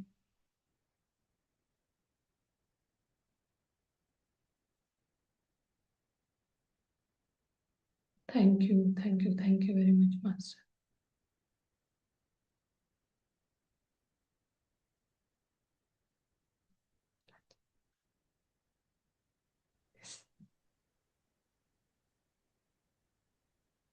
Thank you madam, so much. ಅದ್ಭುತವಾದ ಒಂದು ಈ ದಿವಸ ಕೂಡ 4 ಅಗ್ರಿಮೆಂಟ್ಸ್ ಬಗ್ಗೆ ತುಂಬಾ ಅದ್ಭುತವಾಗಿ ಹೇಳ್ತಾ ಹೋದ್ರಿ. ಕೇಳಿಸ್ತಾ ಇದೆ ಅಲ್ಲ ಮೇಡಮ್? ಹೇಳಿಸ್ತೀನಿ. ನಿಜವಾಗ್ಲೂ ನಾವು ನಮ್ಮ ಮಾತುಗಳು ಯಾವ ರೀತಿ ಇರ್ತಾವ ಅಂತಂದ್ರೆ ಜಾಗೃತವಾಗಿ ಮಾತಾಡ್ಬೇಕು. ಇನ್ನೊಂದು ಯಾವುದನ್ನು ಕೂಡ ವೈಯಕ್ತಿಕವಾಗಿ ತೆಗೆಬೇಡಿ, ಊಹೆಗಳನ್ನ ಮಾಡಬೇಡಿ. ಕೊನೆಯಲ್ಲಿ ನಿಮ್ಮ ಶಕ್ತಿ ಮೀರಿ ಶ್ರಮ ವಹಿಸ್ರಿ ಅಂತ, ಅಂದ್ರೆ ಪ್ರಯತ್ನ ಮಾಡಿ ಅಂತ ಹೇಳಿದ್ರಿ. ತುಂಬಾ ಅದ್ಭುತವಾಗಿತ್ತು. ಅಲ್ಲಿ ಎಲ್ಲವನ್ನ ಕೂಡ ನಾವು ಪಾಸಿಟಿವ್ ಆಗಿ ತಗೊಂಡಾಗ ಮಾತ್ರ ನಾವು ಸಕ್ಸಸ್ ಆಗ್ತೀವಿ. ಬಟ್ ಎಲ್ಲವನ್ನ ಊಹಿಸ್ಕೊಳ್ಳೋದು, ವೈಯಕ್ತಿಕವಾಗಿ ತೆಗೆದುಕೊಳ್ಳೋದು, ದೋಷರಹಿತವಾದ ಮಾತುಗಳನ್ನ ಆಡೋದ್ರಿಂದ ನಾವು ಯಾವ್ದು ಕೂಡ ಮುಂದುವರಿಯಕ್ ಸಾಧ್ಯ ಇಲ್ಲ. ತುಂಬಾ ಅದ್ಭುತವಾದ ಪುಸ್ತಕ ಮೇಡಮ್, ನಿಜವಾಗ್ಲೂ ನನ್ನ ಹತ್ರನೇ ಇತ್ತು. ಈಗ ಅದಕ್ಕೆ ಎದ್ದೋಗಿ ತಗೊಂಡ್ ಬಂದೆ. ಹೌದಲ್ಲ? Yes madam. ಬಹಳ ಚೆನ್ನಾಗಿದೆ ಆ ಬುಕ್. ಬಹಳ ಚೆನ್ನಾಗಿ ಚಿಕ್ಕದಾದ್ರೂ ಎಕ್ಸಾಂಪಲ್ ಕೊಟ್ಟಿದ್ದಾರೆ. ಎಸ್ ಎಸ್ ಮೇಡಮ್, ಬಹಳ ಅದ್ಭುತ ಇದೆ. ಸ್ವಲ್ಪ ಸಣ್ಣದಿದೆ ಆದ್ರೆ ಕೂಡ ಅದ್ಭುತವಾದ ವಿಷಯಗಳನ್ನ ಒಳಗೊಂಡಿದೆ ಅಂತ ಹೇಳಕ್ ಇಷ್ಟಪಡ್ತೀನಿ. ನೀವು ಕೂಡ ತುಂಬಾ ಅದ್ಭುತವಾಗಿ ಹೇಳ್ತಾ ಹೋದ್ರಿ. ಪ್ರತಿಯೊಂದು ಕೂಡ ನಾವು ಎಲ್ಲವನ್ನ ಈ ಗುಣಗಳು ಕರೆಕ್ಟ್ ಇದೆ ಮೇಡಮ್. ನಾವು ವೈಯಕ್ತಿಕವಾಗಿ ತೆಗೆದುಕೊಳ್ಳೋದಾಗಿರ್ಬೋದು, ಊಹಿಸ್ಕೊಳ್ಳೋದಾಗಿರ್ಬೋದು, ಇದ್ಯಾವ್ದು ಕೂಡ ನಾವು ಹಣ ಕೊಡೋದಿಲ್ಲ. ಅಷ್ಟು ಫ್ರೀ ಆಗಿ ತಗೊಂಡ್ಬಿಡ್ತಾ ಇರ್ತೀವಿ ನೆಗೆಟಿವ್ ಅನ್ನ. ಆದ್ರೆ ಪಾಸಿಟಿವ್ ಆಗಿ ಬರ್ಬೇಕಂದ್ರೇನೆ ಬಹಳ ಸಾಧನೆ ಇದ್ದಾಗ ಮಾತ್ರ ನಾವು ಎಲ್ಲವನ್ನ ಸಾಧಿಸ್ತೀವಿ ಅನ್ನೋದನ್ನ ತುಂಬಾ ಅದ್ಭುತವಾಗಿ, ಕೊನೆಯಲ್ಲಿ ಶ್ರಮ ವಹಿಸಿ ಅಂತ ಏನಿದೆಯಲ್ಲ, ನಿಜವಾಗ್ಲೂ ಅದು ನಾವು ಪ್ರಯತ್ನ ಮಾಡಿದಾಗ ಮಾತ್ರ ಸಾಧನೆ ಮುಖಾಂತರ ಕಾಣ್ತೀವಿ ಅನ್ನೋದನ್ನ ತುಂಬಾ. Thank you madam. ಕೊನೆಯಲ್ಲಿ ಮೆಡಿಟೇಷನ್ ಕೂಡ ಅದ್ಭುತವಾಗಿತ್ತು. Thank you so much. Akhanda Karnataka ವತಿಯಿಂದ ಎಲ್ಲ ಆತ್ಮಬಂಧು ಪರವಾಗಿ ಹೃದಯಪೂರ್ವಕ ಧನ್ಯವಾದಗಳು. ನಿಮ್ದೇ ಆದ ಕ್ವಶನ್ಸ್, ನಿಮ್ದೇ ಆದ ಒಂದು ಅಭಿಪ್ರಾಯನ ಕೇಳಿಕೊಳ್ಳಿ, ಹ್ಯಾಂಡ್ ರೈಸ್ ಮಾಡಿ, ಅನ್ಮಿಟ್ ಮಾಡ್ತೀನಿ ನಾನು. ಸರ್ ಅವರು ಮಾಡಿದ್ದಾರೆ. ಸರ್ ಮೇಡಮ್ ನಮಸ್ಕಾರ. ತುಂಬಾ ಅದ್ಭುತವಾಯ್ತು ಕ್ಲಾಸ್ ಇವತ್ತು, ತುಂಬಾ ಚೆನ್ನಾಗಿ. ಯಾಕಂದ್ರೆ ನಾವೂನು ಮಕ್ಕಳಾಗ್ಬಿಟ್ಟಿದ್ದೇವೆ ನಿಮ್ ಕ್ಲಾಸಿಂದ 5 ದಿನದಿಂದ. ಸ್ವಂತ ಕೈ ಕಡೆಯಿಂದನೇ ಕೇಳಿದಷ್ಟು ಸಂತೋಷ ಆಯ್ತು ಇದು. ಇದ್ರಲ್ಲಿ ನಾವ್ ಎಷ್ಟೋ ಕೇಳಿಲ್ಲ ನಮ್ಗೆ ಅಳವಡಿಸ್ಕೊಂಡಿಲ್ಲ, ಈಗ ನಾವು ಅಳವಡಿಸ್ಕೊಡ್ಬೇಕು. ತುಂಬಾ ಅದ್ಭುತ ಇದೆ. ಏನು ನಾವು ಇದ್ರಲ್ಲಿ ಏನು ಕ್ವಶನ್ ಮಾಡಕ್ ನಮ್ಮ ಹತ್ರ ಕ್ವಶನ್ ಇಲ್ಲ. ನಮಸ್ಕಾರ. ನಮಗೆ ಅವಕಾಶ ಕೊಡೋಣ. ರಾಘವೇಂದ್ರ ಸರ್ ಇದ್ದಾರೆ, ಅವ್ರ ಕಡೆಯಿಂದ.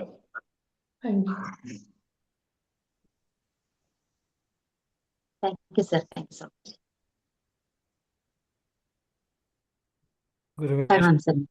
ಗುರುವೇಶ್ ಮೇಡಮ್ ನಮಸ್ಕಾರ. ಎಲ್ಲರಿಗೂ ಶುಭೋದಯಗಳು. ನಮಸ್ಕಾರ ಮೇಡಮ್. ತುಂಬಾ ನಾನು ಕೆಲವು ದಿನಗಳಿಂದ ಮೆಡಿಟೇಷನ್ ಒಂದು ತಾಸಲ್ಲಿ ಕೂತಿರ್ತೀನಿ, ಆಮೇಲೆ ಕೆಲವೊಂದು ಬೇರೆ ಒಂದು ಕಾರ್ಯಕ್ರಮದಲ್ಲಿ ಭಾಗವಹಿಸ್ತಾ ಇದ್ದೆ. ಅದರಿಂದ ಆಗ್ಲಿಲ್ಲ. ಇವತ್ತು ಭಾಗವಹಿಸಲೇಬೇಕು ಅನ್ನೋ ಒಂದು ಪರಿಸ್ಥಿತಿ ಬಂತು. ಚೆನ್ನಾಗಿತ್ತು ನಿಮ್ಮ ಈ 4 ಅಗ್ರಿಮೆಂಟ್ಸ್ ಬಗ್ಗೆ ನೀವು ಹೇಳಿದ್ರೆ ವೆರಿ ಬ್ಯೂಟಿಫುಲ್. ಪ್ರತಿಯೊಬ್ರು ಅದನ್ನ ಅರ್ಥ ಮಾಡ್ಕೊಂಡು ಅದನ್ನ ಅಳವಡಿಸ್ಕೊಳ್ಬೇಕು ಅನ್ನೋದು. ಯಾಕಂದ್ರೆ ನಾನು ಕೂಡ ಮಾತಾಡ್ಬೇಕು, ಬಹಳ ಯೋಚನೆ ಮಾಡಿ ನೀವು ಹೇಳ್ದಂಗೆ ಕರೆಕ್ಟ್ ಆಗಿ ಮಾತಾಡ್ಬೇಕು. ಪ್ರತಿಯೊಂದು ಇಂಪ್ಯಾಕ್ಟ್ ನಮಗೇನೆ ಆಗುತ್ತೆ, ಬೇರೆಯವ್ರಿಗೆ ಆಗಲ್ಲ. ಆ ತರ ಅನ್ಕೊಂತೀವಿ ನಾವು, ಏನೋ ಒಂದ್ ನಮ್ಮ ಇದನ್ನ ಹೊರಗೆ ಹಾಕ್ತೀವಿ ಅಂತ. ಬಟ್ ಅದ್ರದ್ದು ರಿಸಲ್ಟ್ ಆಮೇಲೆ ನಮ್ಗೇನೆ ಹೆಡ್ಡಿಂಗ್ ನೆನಪಿಟ್ಕೊಂಡ್ರೆ ಸಾಕು ಈ ಬುಕ್ದಲ್ಲಿ, ಮತ್ತಿನ್ನೆ ಅದರಲ್ಲಿ ಮೀನಿಂಗ್ ಇದೆ. ಕರೆಕ್ಟ್. ಚೆನ್ನಾಗಿದೆ. ಹ್ಮ್. ಆಮೇಲೆ ಒಂದು ಅನೌನ್ಸ್ಮೆಂಟ್ ಮಾಡ್ಬೇಕಾಗಿತ್ತು ಆಕ್ಚುಲಿ. ಅದು ಆ ಥರ ಒಂದು ಅನೌನ್ಸ್ಮೆಂಟ್ ಮಾಡಬೇಕು ನನಗೆ ಐಡಿಯಾ ಇರಲಿಲ್ಲ. ನಿನ್ನೆ ನಮ್ಮ ವೆಟ್ರಿವೇಲ್ ಸರ್ ಫೋನ್ ಮಾಡಿದ್ರು ನೈಟ್. ಅವರು ರಾಗಿಗುಡ್ಡದಲ್ಲಿ ನನಗೆ ಒಂದು ಮಾತಾಡ್ಲಿಕ್ಕೆ ಒಂದು ಅವಕಾಶ ಕೊಟ್ಟಿದ್ರು. ಈ ಇದಕ್ಕೆ ಮುಂಚೆ ಒಂದು 2 ಸಲ ಕರೆದಿದ್ದು ನನಗೆ ಅವಕಾಶ ಸಿಕ್ಕಿರಲಿಲ್ಲ. ನಿನ್ನೆ ನನಗೆ ಹೇಳಿದಾಗ ನಾನು ಭಾಳ ಯೋಚನೆ ಮಾಡಿದೆ. ಓ, ಪತ್ರಿಜಿ ಅವರು ಮಹಾಕರುಣೆಯಿಂದ ನಾನು ಹೋಗಿ ನೀನು ಮಾತಾಡು ಅಂತ ಹೇಳಿಸ್ತಾ ಇದ್ದಾರೆ, ಅದನ್ನ ನಾನು ಮಿಸ್ ಮಾಡಬಾರ್ದು ಅಂತ ಹೇಳ್ಬಿಟ್ಟು ಏನು ಸಬ್ಜೆಕ್ಟ್ ಮಾತಾಡ್ಬೇಕು ನನಗೆ ಗೊತ್ತಿಲ್ಲ. ನಿನ್ನೆ ಮಧ್ಯಾಹ್ನ ನನಗೆ ಅವಕಾಶ ಸಿಕ್ತು. ಸರಿ, ನಾನು ಸ್ವಲ್ಪ ಹೊತ್ತು ಯೋಚನೆ ಮಾಡಿ ಆಮೇಲೆ ಪರ್ಪಸ್ ಆಫ್ ಅವರ್ ಲೈಫ್ ಅಂತ ಹೇಳ್ಬಿಟ್ಟು ಒಂದು ಮನಸ್ಸಿಗೆ ಬಂತು. ನಮ್ಮ ಜೀವನದ ಉದ್ದೇಶ, ನನ್ನ ಅಲ್ಲ ನಮ್ಮೆಲ್ಲರ ಜೀವನದ ಉದ್ದೇಶ ಏನಾಗಬೇಕು ಅನ್ನೋದು ಒಂದು ಸಬ್ಜೆಕ್ಟ್ ಬಗ್ಗೆ ಮಾತಾಡ್ಲಿಕ್ಕೆ ಅವಕಾಶ ಸಿಕ್ಕಿದೆ ಇವತ್ತು. ರಾಗಿಗುಡ್ಡದಲ್ಲಿ ನಮಗೆ ಮಧ್ಯಾಹ್ನ 3 ಗಂಟೆ 4 ಗಂಟೆಗೆ ಧ್ಯಾನ, ಆಮೇಲೆ ಸತ್ಸಂಗದಲ್ಲಿ ನಾನು ಅದು ಮಾತಾಡ್ಲಿಕ್ಕೆ ಆಫ್ಲೈನ್ ಅವಕಾಶ. ಇರುತ್ತಲ್ಲ ಸರ್? ಅದು ಗೊತ್ತಿಲ್ಲ, ಆಫ್ಲೈನೇ ಇರುತ್ತೆ ಅಂತ ಕಾಣುತ್ತೆ. ಹ್ಮ್. ಆ, ಆನ್ಲೈನ್ ನಾನು ಕೇಳಿದ್ದೀನಲ್ಲ, ಆನ್ಲೈನ್ ಇರಲ್ಲ ಮೇಡಮ್, ಆಫ್ಲೈನ್ ಅಂತ ಆಫ್ಲೈನ್ ಇರಲ್ಲ. ಹೋಗ್ಬೇಕು. ತಮ್ಮ ಸಂಗಡಿಗರು ತಮ್ಮ ಸ್ನೇಹಿತರು ಯಾರಾದ್ರೂ ನಿಯರ್ ಬೈ ಏರಿಯಾದಲ್ಲಿ ಇದ್ರೆ ಕನೆಕ್ಟ್ ಮಾಡಿ ಅವ್ರಿಗೆ ಕಳಿಸ್ಕೊಡ್ಬೋದು. ಪ್ರಯತ್ನ ಆದವರು ಖಂಡಿತ ಭಾಗವಹಿಸ್ಬೋದು. Thank you madam. ಅದನ್ನು ಹೇಳಬೇಕು ಅಂತ ವೆಟ್ರಿವಲ್ಗೆ ರೆಸ್ಪೆಕ್ಟ್ ಕೊಟ್ಟು ಅದನ್ನು ಹೇಳು ಅಂತ ಹೇಳಿದ್ರು, ಅದಕ್ಕೋಸ್ಕರ ನಾನು ಹೇಳ್ತಾ ಇದ್ದೀನಿ. ಥ್ಯಾಂಕ್ ಯು ಮೇಡಮ್, ಧನ್ಯವಾದಗಳು. ತುಂಬ ಚೆನ್ನಾಗಿತ್ತು ನಿಮ್ಮ ಒಂದು ತರಗತಿಗಳು. ನಾವು ಕೂಡ ಒಂದು ವಿದ್ಯಾರ್ಥಿನೇ ನಿಮ್ಮ ಎದುರುಗಡೆ. ನಾನು ಹೊಸದನ್ನ ಕಲೀಲಿ. ಕಲ್ತಾಗ ನಾನು ಈಗ ನಿಮ್ ಪಾಯಿಂಟ್ ಅಲ್ಲಿ ಏನೋ ಒಂದು ಟಚ್ ಆದ್ರೆ ಅದನ್ನು ಕಲ್ತಾಗಿದೆ. ಯಾವ ಮೂಮೆಂಟ್ ಅಲ್ಲಿ ಟೀಚರು ಇದು ಒಳ್ಳೆ ಸಂಬಂಧ. ಯಾವ ಟೈಮಲ್ಲಿ ನಾವು ಕಲಿಕೆಗೆ ಹೋಗ್ತೀವಿ ಆಗ ಸ್ಟೂಡೆಂಟು, ಕಲ್ಸಕ್ ಹೋದಾಗ ಟೀಚರ್ ನಡೀತಾ ಇರೋದು ವಯಸ್ಸು ವರ್ಷ. Thank you madam. Thank you sir. Sujatha madam. ನಮಸ್ತೆ ಮೇಡಮ್. ನಮಸ್ಕಾರ. ತುಂಬಾ ಚೆನ್ನಾಗಿ ಹೇಳ್ತಿದ್ರು ಮೇಡಮ್. ಈ ಟೋಟಾಕ್ ರೂಲ್ಸ್ ಬಗ್ಗೆ ಫಸ್ಟ್ ಇದು ಪತ್ರಿಜಿ ಗುರುಜಿ ಅವರು ಇದ್ರ ಬಗ್ಗೆ ತುಂಬಾ ಮಾಡಿದ್ರು ನಮ್ಗಳಿಗೆ. ಈಗ ತುಂಬಾ ಚೆನ್ನಾಗಿ ಹೇಳಿದ್ರಿ. ಮತ್ತೆ ಈಗ ಸಾರ್ ಹೇಳ್ತಿದ್ರಲ್ವಾ, ಅದೇ ಅವ್ರದ್ದು ಸ್ಪೀಚ್ ನಾವು ಕೇಳಿಸ್ಕೊಳಕ್ ರೆಡಿ ಇದೀವಿ ಸರ್, ನಮಗೂ ಕಳ್ಸಿ ಇದನ್ನ ವಿಡಿಯೋ ಗಿಡ ಮಾಡಿ ಹಾಕಿ ಇದ್ರಲ್ಲಿ ಅಖಂಡ ಕರ್ನಾಟಕ ಚಾನಲ್ ಅಲ್ಲಿ. ಮತ್ತೆ ಓಶೋ ಅವರದ್ದು ಲೈಫ್ ಲೆಸನ್ ಅಂತ ಸರ್ ಅವರು 9 ಪಾಯಿಂಟ್ಸ್ ಹೇಳಿದ್ದಾರೆ. ಅದನ್ನ ಎಲ್ಲ ನೀವು ಫಾಲೋ ಅಪ್ ಮಾಡಿದ್ರೆ ಚೆನ್ನಾಗಿರುತ್ತೆ ಸರ್. ಅವ್ರು ತುಂಬಾ ಚೆನ್ನಾಗಿ ಹೇಳಿದ್ದಾರೆ ಅದ್ರ ಬಗ್ಗೆ. ತುಂಬಾ ಅದ್ಭುತವಾಗಿತ್ತು ಈ ಕ್ಲಾಸ್ ಮೇಡಮ್. ಇಷ್ಟು ದಿವಸದಿಂದ ತುಂಬಾ ಚೆನ್ನಾಗಿ ಮಾಡ್ತಾ ಬಂದ್ರಿ ಈ ಕ್ಲಾಸ್ಗಳು. ನಂಗೆ ತುಂಬಾ ಇಷ್ಟ ಆಯ್ತು ಮೇಡಮ್. ಮಕ್ಕಳಿಗೆ ತುಂಬಾ ಅವಶ್ಯಕತೆ ಇದೆ ಸ್ಕೂಲ್ಗಳಲ್ಲೆಲ್ಲ. ಇದು ಮಕ್ಕಳಿಗೆ ಹೇಳಿದ್ರೆ ಚೆನ್ನಾಗಿರುತ್ತೆ. ಧ್ಯಾನ ಕ್ಲಾಸ್ಗಳು ಮಾಡುವಾಗ ಎಲ್ಲ ಸ್ಕೂಲ್ಗಳಲ್ಲೆಲ್ಲ ಈಗ ಧ್ಯಾನ ಕ್ಲಾಸ್ಗಳೆಲ್ಲ ಕಡೆ ನಡೀತಾ ಇದೆ. ಇದು ಮಕ್ಕಳಿಗೆ ಈ ಅವೇರ್ನೆಸ್ ಫಸ್ಟ್ ಕೊಡ್ಬೇಕು ಅನ್ನಿಸ್ತಾ ಇದೆ. Thank you madam. Thank you sir. Muthuraj sir, thank you. Thank you Sujatha madam. Thank you. Masters ಮತ್ತೆ ಯಾರಾದ್ರೂ ಮಾತಾಡಿ. ಮೇಡಮ್, ನಿಜವಾಗ್ಲೂ ನೀವು ಮೊದಲಿಂದ ಒಂದ್ ಹೇಳಿದ್ರಲ್ಲ, ನಿಮ್ಮ ಮಾತುಗಳ ಮೇಲೆ ಜಾಗೃತವಾಗಿರ್ಲಿ ಅಂತ. ಎಸ್ ಮೇಡಮ್, ಈ ಸಾಧಕರಾಗಿರ್ಬೋದು, ಧ್ಯಾನಿಗಳಾಗಿರ್ಬೋದು, ಎಷ್ಟು ಜಾಗೃತವಾಗಿ ಮಾತಾಡ್ತೀವೋ ಅಷ್ಟು ನೀವು ಎಫೆಕ್ಟಿವ್ ಅಂತ ಹೇಳಿದ್ರಿ. ನಿಜವಾಗ್ಲೂ ನನಗೆ ಈ ಒಂದು 25 ಡೇಸ್ಲಿಂದ ನನಗದು ಬಹಳ ಎಫೆಕ್ಟ್ ಆಯ್ತು ಮೇಡಮ್. ಯಾಕಂದ್ರೆ ಮೊದಲೆಲ್ಲ ನಾನು ಬಿಫೋರ್ ಅಂದ್ರೆ ನಮ್ಮ ತಾಯಿಗೆ ಹೆಲ್ತ್ ಇದಾಯ್ತು, ಸ್ವಲ್ಪ ಹೆಲ್ತ್ ಅಪ್ಸೆಟ್ ಮಾಡ್ಕೊಂಡು ಮಾಡಿದ್ರು ಹಾಸ್ಪಿಟಲ್ ಅಲ್ಲಿ ಅಡ್ಮಿಟ್ ಮಾಡೋ ಹಾಗೆ. ಆದ್ರೆ ಬಿಫೋರ್ ನನ್ಗೆ ಯಾವ ರೀತಿ ಅಂತಂದ್ರೆ, ನನ್ ಬಾಯಿಯಿಂದ ಏನೋ ಅವ್ರು ದೊಡ್ಡದ್ ಮಾಡ್ಕೊಂತಾರೆ, ಏನೋ ಆಗುತ್ತೆ ಅದು ಇಂಟ್ಯೂಷನ್ ಬರ್ತಾ ಇತ್ತು ಮೇಡಮ್. ಕಣ್ಣಲ್ಲಿ ಚಿತ್ರ ನಮ್ಮ ತಾಯಿ ಮಲ್ಕೊಂಡಾಗೆ, ಅವ್ರ ಹೆಲ್ತ್ ಇದು ಆದಂಗೆ ಆ ತರ ಬರ್ತಾ ಇತ್ತು. ನಿಜವಾಗ್ಲೂ ಅವ್ರು ತಕ್ಷಣ ಆಮೇಲೆ ಒಂದ್ ಸ್ವಲ್ಪ ದಿವಸ ಆದ್ಮೇಲೆ ಅದು ಎಫೆಕ್ಟ್ ಆಯ್ತು ಮೇಡಮ್. ನಾನ್ ಏನೋ ಒಂದ್ ಮಾಡ್ಕೊಂತಾರೆ ಅವ್ರು, ಏನೋ ಈ ತರ ಮಾಡ್ತಾ ಇದಾರೆ, ಎಲ್ಲರೂ ಚೆನ್ನಾಗಿರ್ಲಿ ಅಂತ ನಾನ್ ಅನ್ಕೊಂತ ಇದ್ರೆ ಅವ್ರ ಏನೇನೋ ಆತರ ಮಾಡ್ಕೊಂತ ಇದ್ರೆ, ಆದ್ರೆ ಒಂದು ಪಾಠ ಕಲಿತಾರೆ ಅವ್ರಂತ ಈ ತರ ಅಂತ ಇದೆ ಮೇಡಮ್. ಅದು ಹಾಗೆ ಬಿಡ್ತದು. ನಾವೊಂದ್ ವಿಚಿತ್ರ ಅನ್ಸಿತ್ತು. ನಾಂದ್ರೆ ಯಾವ ರೀತಿ ಮಾತಾಡ್ಬೇಕು, ನಮ್ಮ ಮಾತಿನ ಮೇಲೂ ಕೂಡ ನಿಗಾ ಇರ್ಬೇಕು, ಜಾಗೃತಿಯಲ್ಲಿ ಮಾತಾಡ್ಬೇಕು, ಅರಿವಿನಿಂದ ಮಾತಾಡ್ಬೇಕು ಅಂತ ನನ್ಗ ಅನ್ಸಿತ್ತು. ಆದ್ರೆ ಅದು ಅನುಭವಿಸೋದಿದೆ ಮೇಡಮ್. ಅದಕ್ಕೆ ನನ್ಗ್ ಬಂತೇನೋ ಅವರು ಅಂತ ನನಗ ಅನ್ಸುತ್ತೆ ಒಂದ್ಸಲ. ಆದ್ರೂ ಕೂಡ ನಮ್ಮ ಮಾತಿನ ಮೇಲೆ ಜಾಗೃತವಾಗಿರ್ಬೇಕು ಅನ್ನೋದನ್ನ ನಾನು ಕಲ್ತ್ಕೊಂಡೆ ಅಲ್ಲಿ. ಇಲ್ಲ, ಬರುತ್ತೆ Except ಥಾಟು. ಅದಕ್ಕೆ ನೀವು ನೀರು ಗೊಬ್ಬರ ಎಷ್ಟು ಹಾಕ್ತೀರ ಅನ್ನೋದು ಇಂಪಾರ್ಟೆಂಟ್. ಏನ್ ನೀರು ಗೊಬ್ಬರ ಹೆಚ್ಚು ಹಾಕಿದ್ರೆ ಅದು ಬೇಗನೆ ಮ್ಯಾನಿಫೆಸ್ಟ್ ಆಗಿ, ಅದು ಕೆಟ್ಟದಾಗಿರ್ಬೋದು Yes, ಒಳ್ಳೇದಾಗಿರ್ಬೋದು. ಒಂದ್ಸಲ ವಿಚಾರ ಯೋಚನೆ ಮಾಡ್ಬಿಟ್ರೆ ಅಷ್ಟು ಈಸಿಲಿ ಆಗಲ್ಲ. ಯಾಕಂದ್ರೆ ನೋಡಿ, ಒಳ್ಳೇದುಗಳು ಅಷ್ಟು ಅದು ಬೇಗ ಬರ್ತೈತಿ ಮೇಡಮ್. ರಿಪೀಟೆಡ್ಲಿ ನೀವ್ ಅಂದಾಗೆ ರಿಪೀಟ್ ನೀರ್ ಅಂತ ಅಂದ್ರಲ್ಲ, ನೀರು ಗೊಬ್ಬರ ನೀರು ಅಂತ, ಗೊಬ್ಬರ ಅದು ಹಾಕಿದಾಗ ನಿಜವಾಗ್ಲೂ ಆಗ್ತಾ ಇತ್ತು ಮೇಡಮ್. ಅವ್ರ ಮನೆ ಪರಿಸ್ಥಿತಿ ನನ್ ಕಣ್ಣೆದ್ರೆ ಕಾಣ್ತಾ ಇತ್ತು. ಆದ್ರೆ ಇದೇನು ವಿಚಿತ್ರ, ಇವಾಗ ನೀವ್ ಹೇಳ್ತಾ ಇದ್ರೆ ಅದೆಲ್ಲ ನನಗೆ ಮತ್ತೆ ರಿಮೈಂಡ್ ಆಯ್ತು ಮೇಡಮ್. ನಿಜವಾಗ್ಲು. ಎಸ್ ಎಸ್ ಮೇಡಮ್, ಅದ್ಭುತ. ಒಂದೊಂದ್ಸಲ ನಮ್ಗೆ ಇದೆಲ್ಲನೂ ಕೂಡ ನಮ್ಗೆ ಯಾವ ರೀತಿ ನಾವು ಇರ್ಬೇಕು ಅನ್ನೋದನ್ನ ಕಲ್ಸ್ಕೊಡುತ್ತೆ ಅನ್ನೋದನ್ನ ಇಲ್ಲಿ ಮೇಡಮ್. ನಿಜ. ಓಕೆ, ಯಾರು ಅಷ್ಟು ಇಲ್ಲ. ಯಾರು ಇಲ್ಲ ಅಂತ ಅನ್ಸುತ್ತೆ. ನಾ ಕೊನೆ ಹಂತಕ್ಕೆ ಬರ್ತೀನಿ. Thank you madam, thank you so much. ಅದ್ಭುತವಾದ 6 ದಿನಗಳ ಕಾಲ ಅದ್ಭುತವಾಗಿ ಹೇಳ್ತಾ ಹೋದ್ರಿ. ಪ್ರತಿಯೊಂದು ಕೂಡ ವಿದ್ಯಾರ್ಥಿಗಳಲ್ಲ, ನಾವು ಸಹಿತ ಯಾವ ರೀತಿ ಇರ್ಬೇಕು ಅನ್ನೋದನ್ನ ಕಲಿತಾ ಹೋದ್ವಿ. Thank you so much. ನಿಮ್ಗೆ ಅಖಂಡ ಕರ್ನಾಟಕ ವತಿಯಿಂದ ಎಲ್ಲ ಆತ್ಮಬಂಧು ಪರವಾಗಿ ಹೃದಯಪೂರ್ವಕ ಧನ್ಯವಾದಗಳು. Thank you. ಹೇಳಿದ್ದೀವಲ್ಲ, ಇಲ್ಲಿವರೆಗೂ 6 ದಿನಗಳ ಕಾಲ ಅದ್ಭುತವಾದ ವಿದ್ಯಾರ್ಥಿಗಳ ಜಾಗೃತಿ ಬಗ್ಗೆ ತುಂಬಾ ಅದ್ಭುತವಾಗಿ ಹೇಳ್ತಾ ಹೋದ್ರು. ಪ್ರತಿಯೊಂದು ಕೂಡ ನಾವು ಕಲಿತಾ ಇದೆ. ಈ ದಿವಸನೂ ಕೂಡ 4 ಒಪ್ಪಂದಗಳು 4 ಅಗ್ರಿಮೆಂಟ್ ತುಂಬಾ ಅದ್ಭುತವಾಗಿ ಹೇಳ್ತಾ ಹೋದ್ರು. ನಿಜವಾಗ್ಲೂ ಅಲ್ಲಿ ನಾವು ನಮ್ಮ ಮಾತುಗಳ ಮೇಲೆ ಜಾಗೃತವಾಗಿರ್ಬೇಕು. ಇನ್ನೊಂದು ಊಹೆಗಳನ್ನ ಮಾಡ್ತಾ ಇರ್ತೀವಿ, ಅದನ್ನು ಮಾಡ್ಬೇಡಿ ಅಂತ. ಯಾವುದನ್ನು ಕೂಡ ವೈಯಕ್ತಿಕವಾಗಿ ತಿಳ್ಕೊಳ್ಬೇಡಿ. ಎಂದೆಂದಿಗೂ ನಿಮ್ಮ ಪ್ರಯತ್ನ ಮಾಡಿ ಅಂತ ಹೇಳ್ತಾ ಇದ್ದಾರೆ. ನಿಜವಾಗ್ಲೂ ಎಲ್ಲಾನು ಕೂಡ ನಮ್ಮ ವೈಯಕ್ತಿಕವಾಗಿ ನಾವು ತಗೊಂಡು ಅದು ನೆಗೆಟಿವ್ ಅಲ್ಲ, ಪಾಸಿಟಿವ್ ಆಗಿ ಇರೋದನ್ನ ನಾವು ಕಲಿಬೇಕು ಅನ್ನೋದನ್ನ ತುಂಬಾ ಅದ್ಭುತವಾಗಿ ಹೇಳ್ತಾ ಹೋದ್ರು ಈ ದಿವಸನೂ ಕೂಡ. ಮತ್ತೊಮ್ಮೆ ಹೃದಯಪೂರ್ವಕ ಧನ್ಯವಾದನ ಹೇಳ್ತಾ, ಮತ್ತೆ ಕಾರ್ಯಕ್ರಮದ ವಿವರ ಅಂತಂದ್ರೆ ನಾಳೆ ಇದೇ ಸಮಯಕ್ಕೆ 5 ರಿಂದ 7 ಗಂಟೆವರೆಗೆ ಧ್ಯಾನ ಸತ್ಸಂಗದಲ್ಲಿ ಪ್ರತಿಯೊಬ್ಬರು ಕೂಡ ಭಾಗವಹಿಸಿ, ಹಾಗೆ ಈ ಒಂದು ಅಖಂಡ ಕರ್ನಾಟಕ ಪಿರಮಿಡ್ ಧ್ಯಾನ ಬೆಂಗಳೂರನ್ನ ಲೈಕ್ ಮಾಡಿ, ಶೇರ್ ಮಾಡಿ, ಸಬ್ಸ್ಕ್ರೈಬ್ ಮಾಡಿ.